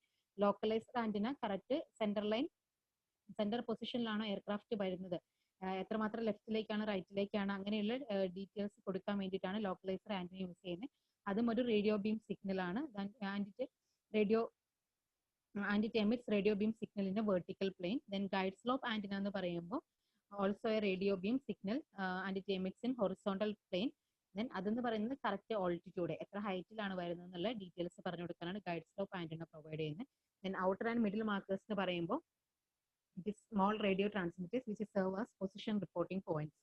പൊസിഷൻ എയർക്രാഫ്റ്റിന്റെ പൊസിഷൻ പറയണം, റൺവേയിൽ നിന്ന് എത്ര ഡിസ്റ്റൻസിലാണ് എയർക്രാഫ്റ്റ് ഉള്ളത് എന്നുള്ള പൊസിഷൻ പറഞ്ഞു കൊടുക്കാനാണ് outer and middle markers use ചെയ്യുന്നത്. അപ്പോൾ ഔട്ടർ മാർക്കർ എന്ന് പറഞ്ഞാൽ റൺവേയുടെ എൻഡിൽ നിന്ന് 7 കിലോമീറ്ററിലും മിഡിൽ മാർക്കർ എന്ന് പറയുന്നത് റൺവേയുടെ എൻഡിൽ നിന്ന് 1 കിലോമീറ്ററിലുമാണ് സിറ്റുവേറ്റ് ചെയ്യുന്നത്. ദെൻ നെക്സ്റ്റ് വരുന്ന പ്രിസിഷൻ അപ്രോച്ച് റഡാർ ആണ് ലാൻഡിംഗ് എയ്ഡ്സിൽ വരുന്നത്. PAR എന്ന് പറയും. സോ PAR എന്ന് പറഞ്ഞിട്ട് gives a picture of descending എയർക്രാഫ്റ്റിന്റെ പ്ലാനും എലിവേഷൻ ഒക്കെ കോക്പിറ്റിൽ നമുക്ക് സ്ക്രീനിൽ കാണാൻ പറ്റും. അപ്പൊ അതിന് വേണ്ടിയാണ് പ്രിസിഷൻ അപ്രോച്ച് റഡാർ യൂസ് ചെയ്യുന്നത്. Then airport surveillance radar gives an overall picture of all aircraft within the airspace. Then airport surface detention equipment എന്ന് പറഞ്ഞാൽ in case of poor visibility it gives a pictorial display of runway, taxiway and terminal area. Airport surface detection equipment ന്റെ function എന്ന് പറഞ്ഞാൽ it gives a pictorial display of runways, taxiways, and terminal area. Then approach lights എന്ന് പറയുന്നത് for used to complete the landing successfully. Correct ആയിട്ട് central റൺവേയുടെ central ലൈനിലേക്ക് വന്ന് land ചെയ്യാനായിട്ടുള്ള guidance provide ചെയ്യുന്നതാണ് അപ്രോച്ച് ലൈറ്റ്. അപ്പോൾ ഇത്രയും കാര്യങ്ങളാണ് ലാൻഡിംഗ് എയ്ഡ്സിൽ വരുന്നത്. അപ്പോൾ എയർപോർട്ടിൽ മെയിൻ ആയിട്ട് ഇത്രയും പോർഷൻസ് ആണ് വരുന്നത്, ടോപ്പിക്സ് ആണ് വരുന്നത്.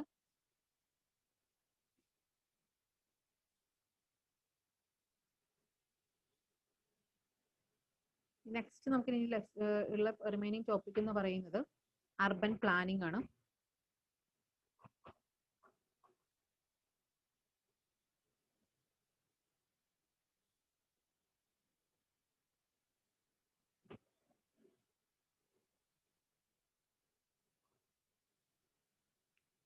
അർബൻ പ്ലാനിങ്ങിൽ അങ്ങനെ ക്വസ്റ്റ്യൻസ് ഒന്നും ഇതുവരെ PSC എക്സാമിന് അങ്ങനെ അധികം ക്വസ്റ്റ്യൻ ചോദിച്ചിട്ടില്ല. അപ്പൊ ലാസ്റ്റ് ഈ സെയിം തന്നെ PWD എക്സാമിനാണ് കൂടുതലും റെയിൽ ട്രാൻസ്പോർട്ടേഷന്റെ ഒരു ഇതിൽ നിന്ന് ചോദിച്ച് കണ്ടിരിക്കുന്നത്. അപ്പൊ അതിലൊരു ക്വസ്റ്റ്യൻ ചോദിച്ചിട്ടുണ്ട്, നമുക്കത് പറഞ്ഞു പോകുമ്പോൾ ഡിസ്കസ് ചെയ്യാം.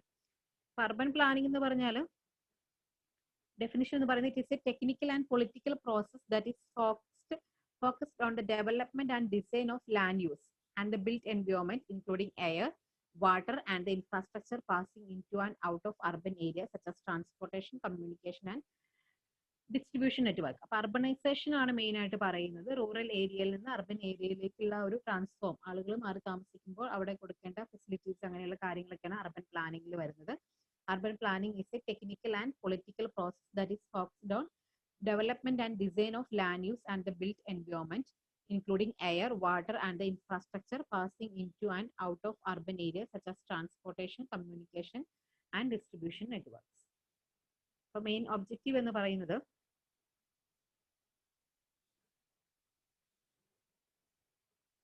so the planning means utilizing every inch of land for human benefit. So the main aims are the first one is removal of slums, Then second one is providing people with the proper housing facilities or accommodation along with the basic infrastructure like electricity and water supply. Then organization and improvement in means of transport and communication, setting apart space for industry, parks and public places including burial sites. Then making arrangement for recreation both for children and for older people. Then arranging for sanitation and cleanliness of the town and its adjoining areas. Then allocating space for marketing centers, shops and so on. Then arrangement for education, health and medical service. അങ്ങനെയുള്ള എല്ലാ ഫെസിലിറ്റീസും provide ചെയ്തിട്ടുള്ളത്. അതാണ് അർബനൈസേഷന്റെ main objective എന്ന് പറയുന്നത്. Theories ആണ് ഇതിൽ important. Theories of urbanisation. So the first one is Burgess model. അപ്പൊ ഞാൻ പറഞ്ഞു ലാസ്റ്റ് ഐയുടെ എക്സാമിന് തന്നെ PWയുടെ എക്സാമിന് തന്നെ ക്വസ്റ്റ്യൻ ചോദിച്ചിട്ടുള്ളതും ഈ ഒരു തിയറീസിൽ നിന്നാണ്. സോ തിയറീസ് എന്ന് പറയുമ്പോൾ ഡിഫറെന്റ് മോഡൽസ് ആണ്, അർബനൈസേഷന്റെ ഡിഫറെന്റ് മോഡൽസ് ആണ് വരുന്നത്. അപ്പോൾ first one is the Burgess model. So Burgess model എന്ന് പറഞ്ഞാൽ this theory proposed by E.W. Burgess in 1926 that urban land use may be classified as a series of concentric zones. അദ്ദേഹത്തിന്റെ concept എന്ന് പറയുന്നത് urban land use may be classified as a series of concentric zone, that is CBD, then factories or industry, low class residential, medium class residential and high class residential. അപ്പൊ അദ്ദേഹത്തിന്റെ ഒരു മോഡലിൽ urbanisation എന്ന് പറയുന്നത് first ഇവിടെ CBD first, അതായത് concentric zones ആയിട്ടാണ് അദ്ദേഹം പറഞ്ഞിരിക്കുന്നത്. അർബൻ ലാൻഡ് ക്ലാസിഫൈ ചെയ്തിരിക്കുന്നത് കോൺസെൻട്രിക് സോൺസ് ആയിട്ടാണ്. സോ ഏറ്റവും ഉള്ളിൽ വരുന്ന ഇന്നർ പാർട്ട് എന്ന് പറയുന്നത് CBD, ദെൻ അതിന്റെ പുറമെ factories or industry, then low class residential, then medium class residential and ഏറ്റവും ഔട്ടർ ആയിട്ട് വരുന്നത് ഹൈ ക്ലാസ് റെസിഡൻഷ്യൽ. ഇങ്ങനെ ഒരു കോൺസെൻട്രിക് സോൺസ് ആയിട്ടാണ് അദ്ദേഹത്തിന്റെ മോഡലിൽ പ്രപ്പോസ് ചെയ്തിരിക്കുന്നത്. Okay, ബർഗസ് model or E.W. ബർഗസ് ആണ് അത് സജസ്റ്റ് ചെയ്തിരിക്കുന്നത്. സോ അർബനൈസേഷൻ അദ്ദേഹത്തിന്റെ തിയറി എന്ന് പറഞ്ഞാൽ the land use may be classified as a series of concentric zones. Then next one is the Homer or Hoyt model എന്ന് പറയുന്നത്. സോ ഇത് സെക്ടർ മോഡൽ എന്നാണ് അറിയപ്പെടുന്നത്. So the sector model also known as the Hoyt model is a model of urban land use proposed in 1939 by economist Homer Hoyt. So sector model എന്നാണ് second one അറിയപ്പെടുന്നത്, sector model. So ബർഗസ് മോഡലിന്റെ ഈ ഒരു concentric zone model എന്നും കൂടെ അറിയപ്പെടും. Then ഹോയ്റ്റ് model ആണെങ്കിൽ sector model എന്നാണ് അറിയപ്പെടുന്നത്, അത് ഓർത്തിരിക്കുക. ദെൻ അദ്ദേഹം പ്രപ്പോസ് ചെയ്യുന്നതെന്ന് വെച്ചാൽ while accepting the existence of a central business district, Hoyt suggested that the zones expand outward from the city center along railroads, highways and other transportation arteries. അപ്പോൾ അത് ഇതിപ്പോ ഒരു കോൺസെൻട്രിക് സോൺ ആയിട്ടാണ് CBD, then അതിന്റെ പുറത്ത് factory, then അതിന് പുറമെ ആയിട്ട് low class residential area, then അതിന് പുറമെ medium class, then high class. അങ്ങനെയാണ് ബർഗസിന്റെ മോഡലിൽ പറഞ്ഞിട്ടുണ്ടായിരുന്നത്. ദെൻ അതിൽ നിന്ന് മാറിയിട്ട് ഓരോ സെക്ടേഴ്സ് ആയിട്ടാണ് ഹോയ്റ്റിന്റെ മോഡലിൽ പറയുന്നത്, സെക്ടർ മോഡൽ ആയിട്ടാണ് പറയുന്നത്. ദെൻ അവിടെ ഒരു സോണിന്റെ എക്സ്പാൻഷൻ എന്ന് പറഞ്ഞത് അവർ ഹോയ്റ്റ് സജസ്റ്റ് ചെയ്യുന്നത് that zone expands outward from the city centre along the railroads, highways and other transportation arteries ആണ് പറയുന്നത്. അപ്പോൾ ഓരോ സെക്ടർ ആയിട്ടാണ് ഈ കേസിൽ പറയുന്നത്. ഒരു sector factory, then next sector residential area, അങ്ങനെ ഓരോ സെക്ടേഴ്സ് ആയിട്ടാണ് ഹോയ്റ്റിന്റെ മോഡലിൽ പറയുന്നത്. ദെൻ നെക്സ്റ്റ് വൺ എന്ന് പറയുന്നത് ദ മൾട്ടിപ്പിൾ ന്യൂക്ലിയർ മോഡൽ ആണ്. സോ അത് സജസ്റ്റ് ചെയ്തിരിക്കുന്നത് ഹാരിസ് ആൻഡ് ഉൾമാൻ ആണ്. So Harris and Ullman argue that the land use pattern do not grow from a single central point in a city but multiple points or nuclear. അപ്പൊ ഇപ്പൊ ഇത്രയും നാൾ ഇത്രയും കാര്യം ഇപ്പൊ ഇതിന് തൊട്ട് മുമ്പ് പറഞ്ഞ ഒരു സെൻട്രൽ ബിസിനസ് ഡിസ്ട്രിക്റ്റിൽ നിന്നാണ്, അവിടെ നിന്നാണ് അത് ഗ്രോ ചെയ്യുന്നതെന്നാണ് പറയുന്നത് ഇതിന് തൊട്ട് മുമ്പുള്ള രണ്ട് മോഡലിൽ. സോ മൾട്ടിപ്പിൾ ന്യൂക്ലിയർ മോഡലിലാണെങ്കിൽ സിംഗിൾ സെൻട്രൽ പോയിന്റിൽ നിന്നല്ല ബട്ട് മൾട്ടിപ്പിൾ പോയിന്റ്സ് ഓർ ന്യൂക്ലിയസിൽ നിന്നാണ് എന്താ ഇത് ലാൻഡ് യൂസ് പാറ്റേൺസ് ഗ്രോ ചെയ്യുന്നതെന്നാണ് ഹാരിസ് ആൻഡ് ഉൾമാൻ സജസ്റ്റ് ചെയ്യുന്നത്. So they suggested about multiple nuclei model, that is zones developed around a number of separate nuclei such as railway station and industrial complexes. So they have combined the concentric zone and sector theories in multiple nuclei model and added some other ingredients in explaining the pattern of land use. അത് ഓർത്തിരിക്കുക. ഒരു 3 കേസാണ് ഇപ്പോൾ നമ്മൾ പറഞ്ഞത്. First one ബർഗസ് മോഡലാണ്. ബർഗസ് model എന്ന് പറഞ്ഞാൽ കോൺസെൻട്രിക് സോൺ മോഡൽ എന്ന് കൂടെ അറിയപ്പെടും. അപ്പോൾ ഓരോ സോൺസ് കോൺസെൻട്രിക് സോൺസ് ആയിട്ട് കോൺസെൻട്രിക് സർക്കിളിന്റെ ഒരു രീതിയിൽ ഓരോ കോൺസെൻട്രിക് സോൺസ് ആയിട്ടാണ് അവിടെ പറയുന്നത്. സെൻട്രൽ ബിസിനസ് ഡിസ്ട്രിക്ട്, then അതിന്റെ പുറമെ അതിന്റെ ചുറ്റും പിന്നെ അങ്ങനെ ഹൈ റെസിഡൻഷ്യൽ ഏരിയ വരെ അങ്ങനെയാണ് കോൺസെൻട്രിക് സോൺസ് ആയിട്ടാണ് പറയുന്നത്. ദെൻ സെക്ടർ മോഡലിന്റെ കേസിലാണെങ്കിൽ ഓരോ സെക്ടർ ആയിട്ടാണ് ഗ്രോ ചെയ്യുന്നതെന്നാണ് പറയുന്നത്. ദെൻ മൾട്ടിപ്പിൾ ന്യൂക്ലിയർ മോഡലിലാണെങ്കിൽ ഒരു സെൻട്രൽ പോയിന്റിനെ ലൊക്കേറ്റ് ചെയ്തിട്ടില്ല, ബട്ട് ഡിഫറെന്റ് പോയിന്റ്സിനെ ലൊക്കേറ്റ് ചെയ്തിട്ടാണ് ലാൻഡ് യൂസ് അതല്ലെങ്കിൽ സിറ്റി ഗ്രോ ചെയ്യുന്നതെന്നാണ് പറയുന്നത് മൾട്ടിപ്പിൾ ന്യൂക്ലിയർ മോഡൽ. ദെൻ ഒരു ഫോർത്ത് വണ്ണും കൂടെ ഉണ്ട്, that is peripheral model. Peripheral model എന്ന് പറഞ്ഞാൽ it is also a model of North American urban areas consisting of an inner city surrounded by large suburban residential and business areas tied together by a beltway ring road. അതാണ് peripheral model എന്ന് പറയുന്നത്. So it is a model of North American urban areas consisting of an inner city surrounded by large suburban residential and business areas tied together by beltway or ring road. അപ്പോൾ ഒരു inner സിറ്റിയെ surround ചെയ്തിട്ട് suburban residential ഏരിയയും അതുപോലെ business ഏരിയയൊക്കെയാണ് വരുന്നത്. അപ്പൊ അതിനെ തമ്മിൽ കണക്ട് ചെയ്യാനായിട്ട് റിംഗ് റോഡ് പ്രൊവൈഡ് ചെയ്തിട്ടുണ്ട്. സോ അതിന്റെ ഒരു എക്സ്പ്ലനേഷൻ എന്ന് പറഞ്ഞാൽ rich outside and poor clustered inward, ആ ഒരു രീതിയിലായിരിക്കും പെരിഫറൽ മോഡൽ വരുന്നത്. ഇത്രയുമാണ് 4 മോഡൽസ് ആണ് അർബനൈസേഷന്റെ കേസിൽ പറയുന്നത്. അതിൽ 4 തിയറിയാണ് മെയിൻ ആയിട്ട് പറയുന്നത്. അപ്പൊ കഴിഞ്ഞ ലാസ്റ്റ് PSC ചോദിച്ച ക്വസ്റ്റ്യൻ എന്താന്ന് വെച്ചാൽ urbanization model proposed by E.W. Burgess is, that's the question. Urbanization model proposed by E.W. Burgess is question അതിന്റെ ചോയ്സ് ഓപ്ഷൻ എ എന്ന് പറയുന്ന sector model, then option B എന്ന് പറയുന്ന multiple nuclear model, then option C concentric zone model and option D peripheral model. ഇങ്ങനെ 4 കാര്യങ്ങളാണ് ഈ 4 മോഡൽസും പറഞ്ഞിട്ടുണ്ട്. അപ്പൊ അതിൽ E.W. ബർഗസ് സജസ്റ്റ് ചെയ്തിരിക്കുന്ന പ്രപ്പോസ് ചെയ്തിരിക്കുന്ന അർബനൈസേഷൻ മോഡൽ ഏതായിരുന്നു എന്നാണ് ക്വസ്റ്റ്യൻ ചോദിച്ചിരുന്നത്. അപ്പൊ എന്തായിരുന്നു അത്? കോൺസെൻട്രിക് സോൺ മോഡലാണ് അല്ലെ. കോൺസെൻട്രിക് സോൺ മോഡലാണ് E.W. ബർഗസ് സജസ്റ്റ് ചെയ്തിരിക്കുന്നത്. ദെൻ സെക്ടർ മോഡൽ എന്ന് പറയുന്നത് ഹോയറ്റ് മോഡലാണ്. ദെൻ മൾട്ടിപ്പിൾ ന്യൂക്ലിയർ മോഡൽ എന്ന് പറയുന്നത് ഹാരിസ് ആൻഡ് ഉൾമാൻ സജസ്റ്റ് ചെയ്തിരിക്കുന്ന മോഡലാണ് മൾട്ടിപ്പിൾ ന്യൂക്ലിയർ മോഡൽ എന്ന് പറയുന്നത്. ദെൻ പെരിഫറൽ മോഡലിന്റെ കേസിലാണെങ്കിൽ അതൊരു നോർത്ത് അമേരിക്കൻ അർബൻ ഏരിയാസിലെ മോഡൽ ഓഫ് നോർത്ത് അമേരിക്കൻ ആ ഒരു ഏരിയയിൽ അർബൻ ഏരിയയിൽ കാണുന്ന ഒരു ടൈപ്പ് മോഡലാണ് പെരിഫറൽ മോഡൽ എന്ന് പറയുന്നത്. അപ്പൊ അവിടെ എന്ന് പറഞ്ഞാൽ ഇന്നർ സിറ്റീനെ സറൗണ്ട് ചെയ്തിട്ട് large suburban residential and business areas വരുന്നത് and which is tied together by beltway of ring road. അതാണ് പെരിഫറൽ മോഡൽ എന്ന് പറയുന്നത്. ഇവിടെ ക്വസ്റ്റ്യൻ ചോദിച്ചിരിക്കുന്നത് E.W. ബർഗസിന്റെ മോഡൽ ഏതാണെന്നാണ്. So the answer is concentric zone model. അതാണ് അർബനൈസേഷനിൽ ഇമ്പോർട്ടന്റ് ആയിട്ട് വരുന്നത്. ദെൻ നെക്സ്റ്റ് വൺ സോണിംഗ് ആണ്. സോണിംഗ് എന്ന് പറയുന്നത് ലാൻഡ് യൂസ് എങ്ങനെയാണ് നമ്മൾ കൺട്രോൾ ചെയ്യുന്നത്. അപ്പൊ ഇതൊരു ബൈ ലോ ആണ്. സോണിംഗ് എന്ന് പറയുമ്പോൾ ബൈ ലോ ആയിരിക്കും. Zoning describes the control by authority of the use of land and the buildings their own.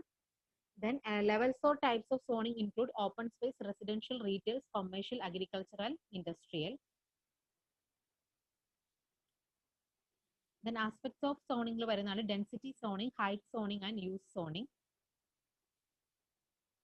So density zoning എന്ന് പറയുമ്പോൾ the density of population in residential area is controlled by means of suitable rules and regulation. അതാണ് density zoning ൽ വരുന്നത്. density of പോപ്പുലേഷനെ control ചെയ്യാനായിട്ടുള്ള rules and regulation, അതാണ് density സോണിംഗിൽ വരുന്നത്. Height zoning എന്ന് പറഞ്ഞാൽ ആ ഒരു പർട്ടിക്കുലർ ഏരിയയിൽ ബിൽഡിംഗ്സിന്റെ ഹൈറ്റ്, അതാണ് അതിനുള്ള റെസ്ട്രിക്ഷൻസ് ആണ് പറയുന്നത്. Controlling the height of buildings with due consideration of content of the building and the street with the marginal open space for the provision of light and ventilation, അതാണ് height സോണിംഗിൽ വരുന്നത്. പിന്നെ ഏറ്റവും important എന്ന് പറയുന്നത് use ആണ്. Use zoning. So the most important aspect of zoning and it defines the uses to which various parts of the town will be put. അപ്പോൾ അതിൽ വരുന്ന യൂസ് സോണിംഗിൽ വരുന്നതാണ് residential zoning, commercial zoning, industrial zoning and recreational zoning. Zoning എന്ന് പറയുന്നത് bound by law ആണ്.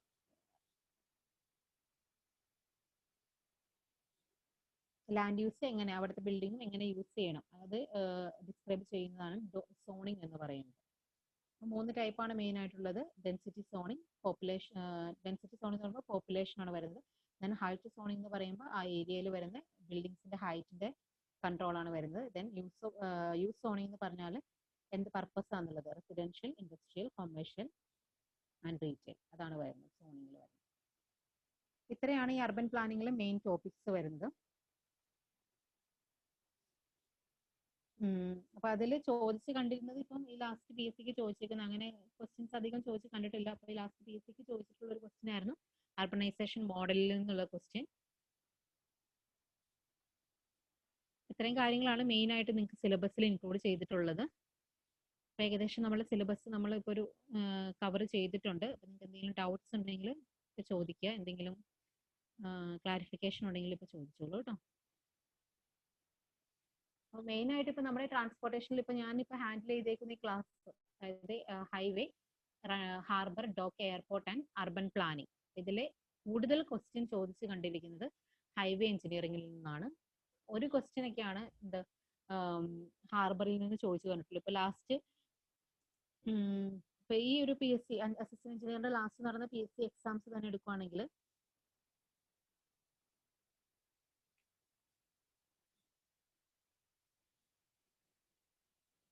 10 questions ആണ്, 10 questions ആണ് ട്രാൻസ്പോർട്ടേഷനിൽ നിന്ന് തന്നെ ചോദിച്ചിരിക്കുന്നത്. അതിൽ 10 ക്വസ്റ്റ്യൻസിൽ 3 ക്വസ്റ്റ്യൻ ചോദിച്ചിരിക്കുന്നത് റെയിൽവേയിൽ നിന്നാണ്. പിന്നെയുള്ളതാണ് ഇപ്പൊ നമ്മൾ ഇപ്പൊ ക്ലാസ് എടുത്തേക്കുന്നത് ചോദിച്ചിരിക്കുന്നത്. അപ്പൊ അതിന്റെ ഒരു ക്വസ്റ്റ്യൻ ഞാൻ പറയാം. അല്ല, ഞാൻ ഇപ്പൊ ചോദിച്ചിരിക്കുന്നത് എന്റെ കയ്യിൽ ഇപ്പോൾ ഉള്ള APWയുടെ ഒരു ക്വസ്റ്റ്യൻ പേപ്പർ ഇരിപ്പുണ്ട്. അപ്പൊ അതിൽ ഞാൻ പറയാം. നമ്മൾ ലാസ്റ്റ് ക്ലാസ്സിൽ എടുത്ത ഒരു question, the system used to prevent the damage to ship and berthing structures in mooring process is called.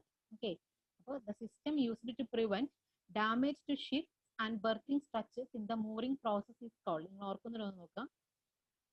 Option A breakwater, option B fenders, option C dolphins and option D peer.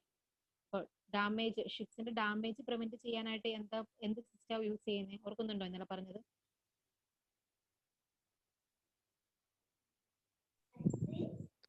Fenders ആണ് sir. Fenders ആണ് use ചെയ്യുന്നത്. അപ്പൊ option break waters ഉണ്ട്. Break water എന്ന് പറഞ്ഞാൽ പ്രൊട്ടക്ഷന് വേണ്ടിയിട്ടാണ്, വേവിൽ നിന്നുള്ള protection ആണ്.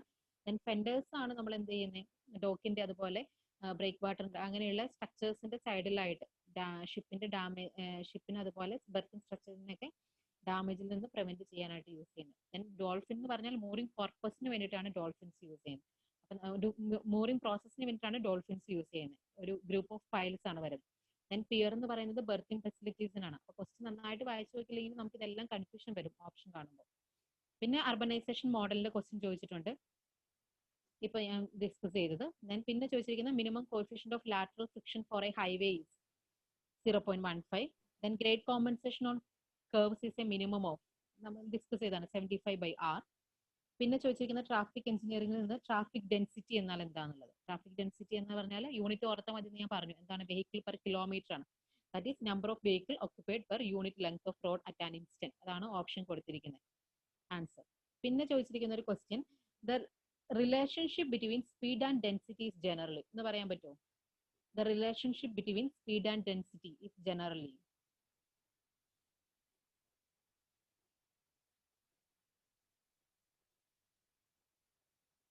Fundamental diagrams of traffic last ക്ലാസ്സിൽ പറഞ്ഞില്ലായിരുന്നു, ട്രാഫിക് എഞ്ചിനീയറിംഗ് പഠിപ്പിച്ചപ്പോൾ ഫണ്ടമെന്റൽ ഡയഗ്രാംസും relationship between speed, density and flow, അതല്ലെങ്കിൽ വോളിയം. അപ്പോൾ പറഞ്ഞപ്പോൾ 3 ഗ്രാഫ് ഞാൻ കാണിച്ചിട്ടുണ്ടായിരുന്നു. അപ്പൊ അതിൽ സ്പീഡ്, ഡെൻസിറ്റി എന്ത് റിലേഷൻഷിപ്പാ പറഞ്ഞത് നോക്കി ഓർക്കുന്നുണ്ടോ? സ്പീഡ് y ആക്സിസിൽ, ഡെൻസിറ്റി ആക്സിസിൽ, then the relationship is a straight line relationship. ആ ഡയഗ്രാം ഞാൻ കാണിച്ചിട്ടുണ്ടായിരുന്നു. സോ സ്പീഡ് ഡെൻസിറ്റി എന്ന് പറയുന്നത് റിലേഷൻഷിപ്പ് എന്ന് പറയുന്നത് ലീനിയർ റിലേഷൻഷിപ്പ് ആണ്. അതൊരു ക്വസ്റ്റ്യൻ ചോദിച്ചിട്ടുണ്ട്.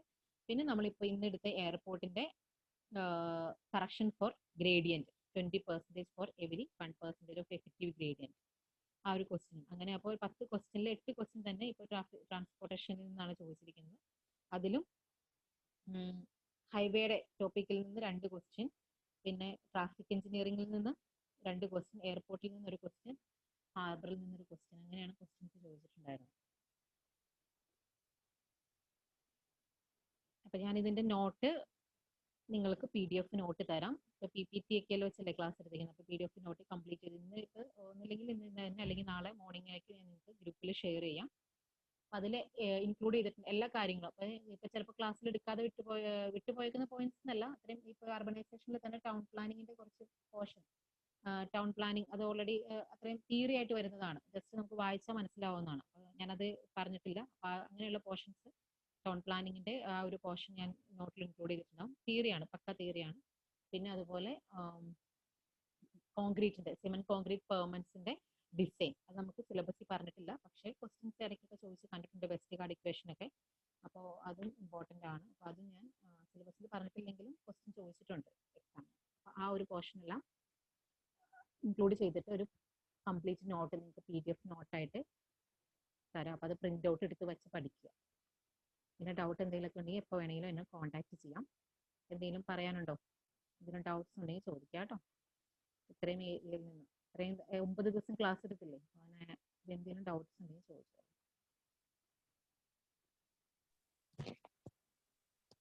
ടണലുണ്ടോ മിസ്സേ? ടണലിൽ ഉണ്ട്. Drainage and ventilation of tunnel ആണ് പറഞ്ഞിരിക്കുന്നത്. അത് ഞാൻ നോട്ടിൽ വെക്കുന്നുണ്ട് കേട്ടോ, നോട്ടിൽ ഇൻക്ലൂഡ് ചെയ്തേക്കാം. ക്വസ്റ്റ്യൻസ് അങ്ങനെ ചോദിച്ചധികം കണ്ടിട്ടില്ല.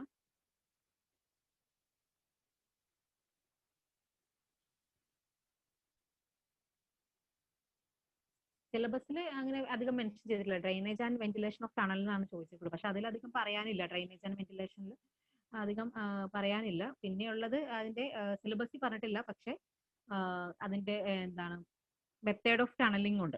അത് പക്ഷെ സിലബസിൽ മെൻഷൻ ചെയ്തിട്ടില്ല. അപ്പൊ അത് ഞാൻ നോട്ടിൽ ഇൻക്ലൂഡ് ചെയ്തോളാം.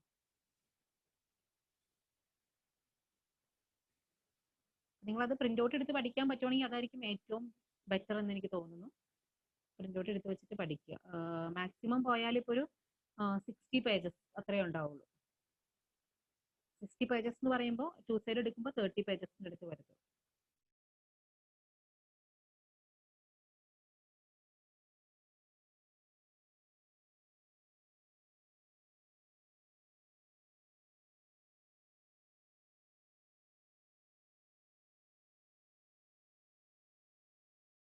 ഞാനിപ്പോൾ സിലബസും പിന്നെ സിലബസിൽ നിന്ന് അല്ലാത്ത കാര്യങ്ങളും കുറച്ചും കൂടെ എക്സാംസിനൊക്കെ ചോദിച്ച് കണ്ടിട്ടുള്ള കുറച്ച് കാര്യങ്ങളോടെ ഇൻക്ലൂഡ് ചെയ്തിട്ടാണ് ഞാൻ ഫുള്ള് നോട്ട് തരുന്നത്.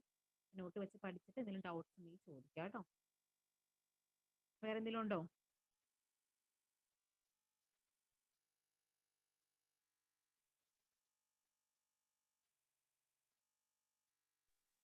ഇല്ല മിസ്സേ. പിന്നെ നിങ്ങൾക്ക് PSC ക്വസ്റ്റ്യൻസ് വേണമെങ്കിൽ അതിന്റെ സജഷൻ ഞാൻ കിരൺ മിസ്സിനോട് പറയുന്നുണ്ട്. അപ്പൊ മിസ് അതനുസരിച്ച് നിങ്ങൾക്ക് അത് ഡിസ്ട്രിബ്യൂട്ട് ചെയ്ത് നിങ്ങളുടെ കയ്യിൽ PSCയുടെ ഇപ്പം എല്ലാ ക്വസ്റ്റ്യൻസും നമുക്കിപ്പോൾ ലിസ്റ്റ് ഔട്ട് ചെയ്ത് തരുന്നതിനേക്കാളും ടെക്സ്റ്റ് ബുക്ക് ഉണ്ട്, നിങ്ങൾക്ക് അറിയായിരിക്കും പ്രീവിയസ് PSC ഇതിന്റെ. അപ്പൊ അത് മേടിക്കാൻ പറ്റില്ലെങ്കിൽ തന്നെ PDF ആയിട്ട് മിസ്സിന്റെ അടുത്ത് ഡിസ്ട്രിബ്യൂട്ട് ചെയ്യാൻ പറ്റുമെന്നുള്ളത് ഞാൻ ചോദിച്ചിട്ട് ഞാൻ പറയാം കേട്ടോ നിങ്ങൾക്ക് ഗ്രൂപ്പിലായിട്ട്. അപ്പൊ എല്ലാ ഓരോ PSC ക്വസ്റ്റിനും അതിന്റെ ആൻസർ ക്യൂ ആയിട്ട് അത് ഡൗൺലോഡ് ചെയ്തിട്ട് തരാൻ പറ്റുമെന്നുള്ളത് ഞാൻ മിസ്സിനോട് ചോദിച്ചിട്ട് പറയാം. ഇനി അതങ്ങനെ അല്ലെങ്കിൽ ട്രാൻസ്പോർട്ടേഷനിൽ നിന്ന് ചോദിച്ചിരിക്കുന്ന ക്വസ്റ്റ്യൻസ് മാത്രം ലിസ്റ്റ് ഔട്ട് ചെയ്തിട്ട് നിങ്ങളുടെ നോട്ടിന്റെ ഒപ്പം ആഡ് ചെയ്തേക്കും. പിന്നെ തന്നിരുന്ന ക്വസ്റ്റ്യൻ മൾട്ടിപ്പിൾ ചോയ്സ് ക്വസ്റ്റ്യൻസ് നോക്കിയായിരുന്നോ?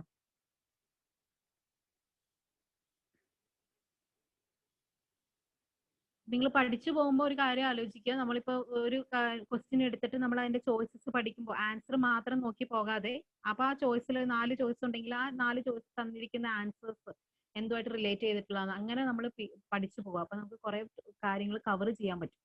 ഇപ്പൊ ക്വസ്റ്റ്യൻസ് നോക്കി കഴിയുമ്പോൾ ഓപ്ഷൻസ് കറക്റ്റ് ആൻസർ എന്താണെന്നുള്ളത് മാത്രം നോക്കാതെ ബാക്കിയുള്ള ഓപ്ഷൻസ് എന്തിനാ റിലേറ്റ് ചെയ്തിട്ട് വന്നിരിക്കുന്നതെന്നുള്ളതൊക്കെ നോക്കി പോവുക. അപ്പൊ നമുക്ക് കുറച്ചും കൂടെ എളുപ്പമായിരിക്കും പഠിച്ചു പോകാനായിട്ട്. ഇത്രയൊക്കെയാണ് എനിക്ക് പറയാനുള്ളത്. അപ്പൊ എന്തെങ്കിലും ഡൗട്ട് ഉണ്ടെങ്കിൽ നിങ്ങൾക്ക് എന്നെ കോൺടാക്ട് ചെയ്യാം കേട്ടോ. Thank you. Thank you miss. Thank you miss.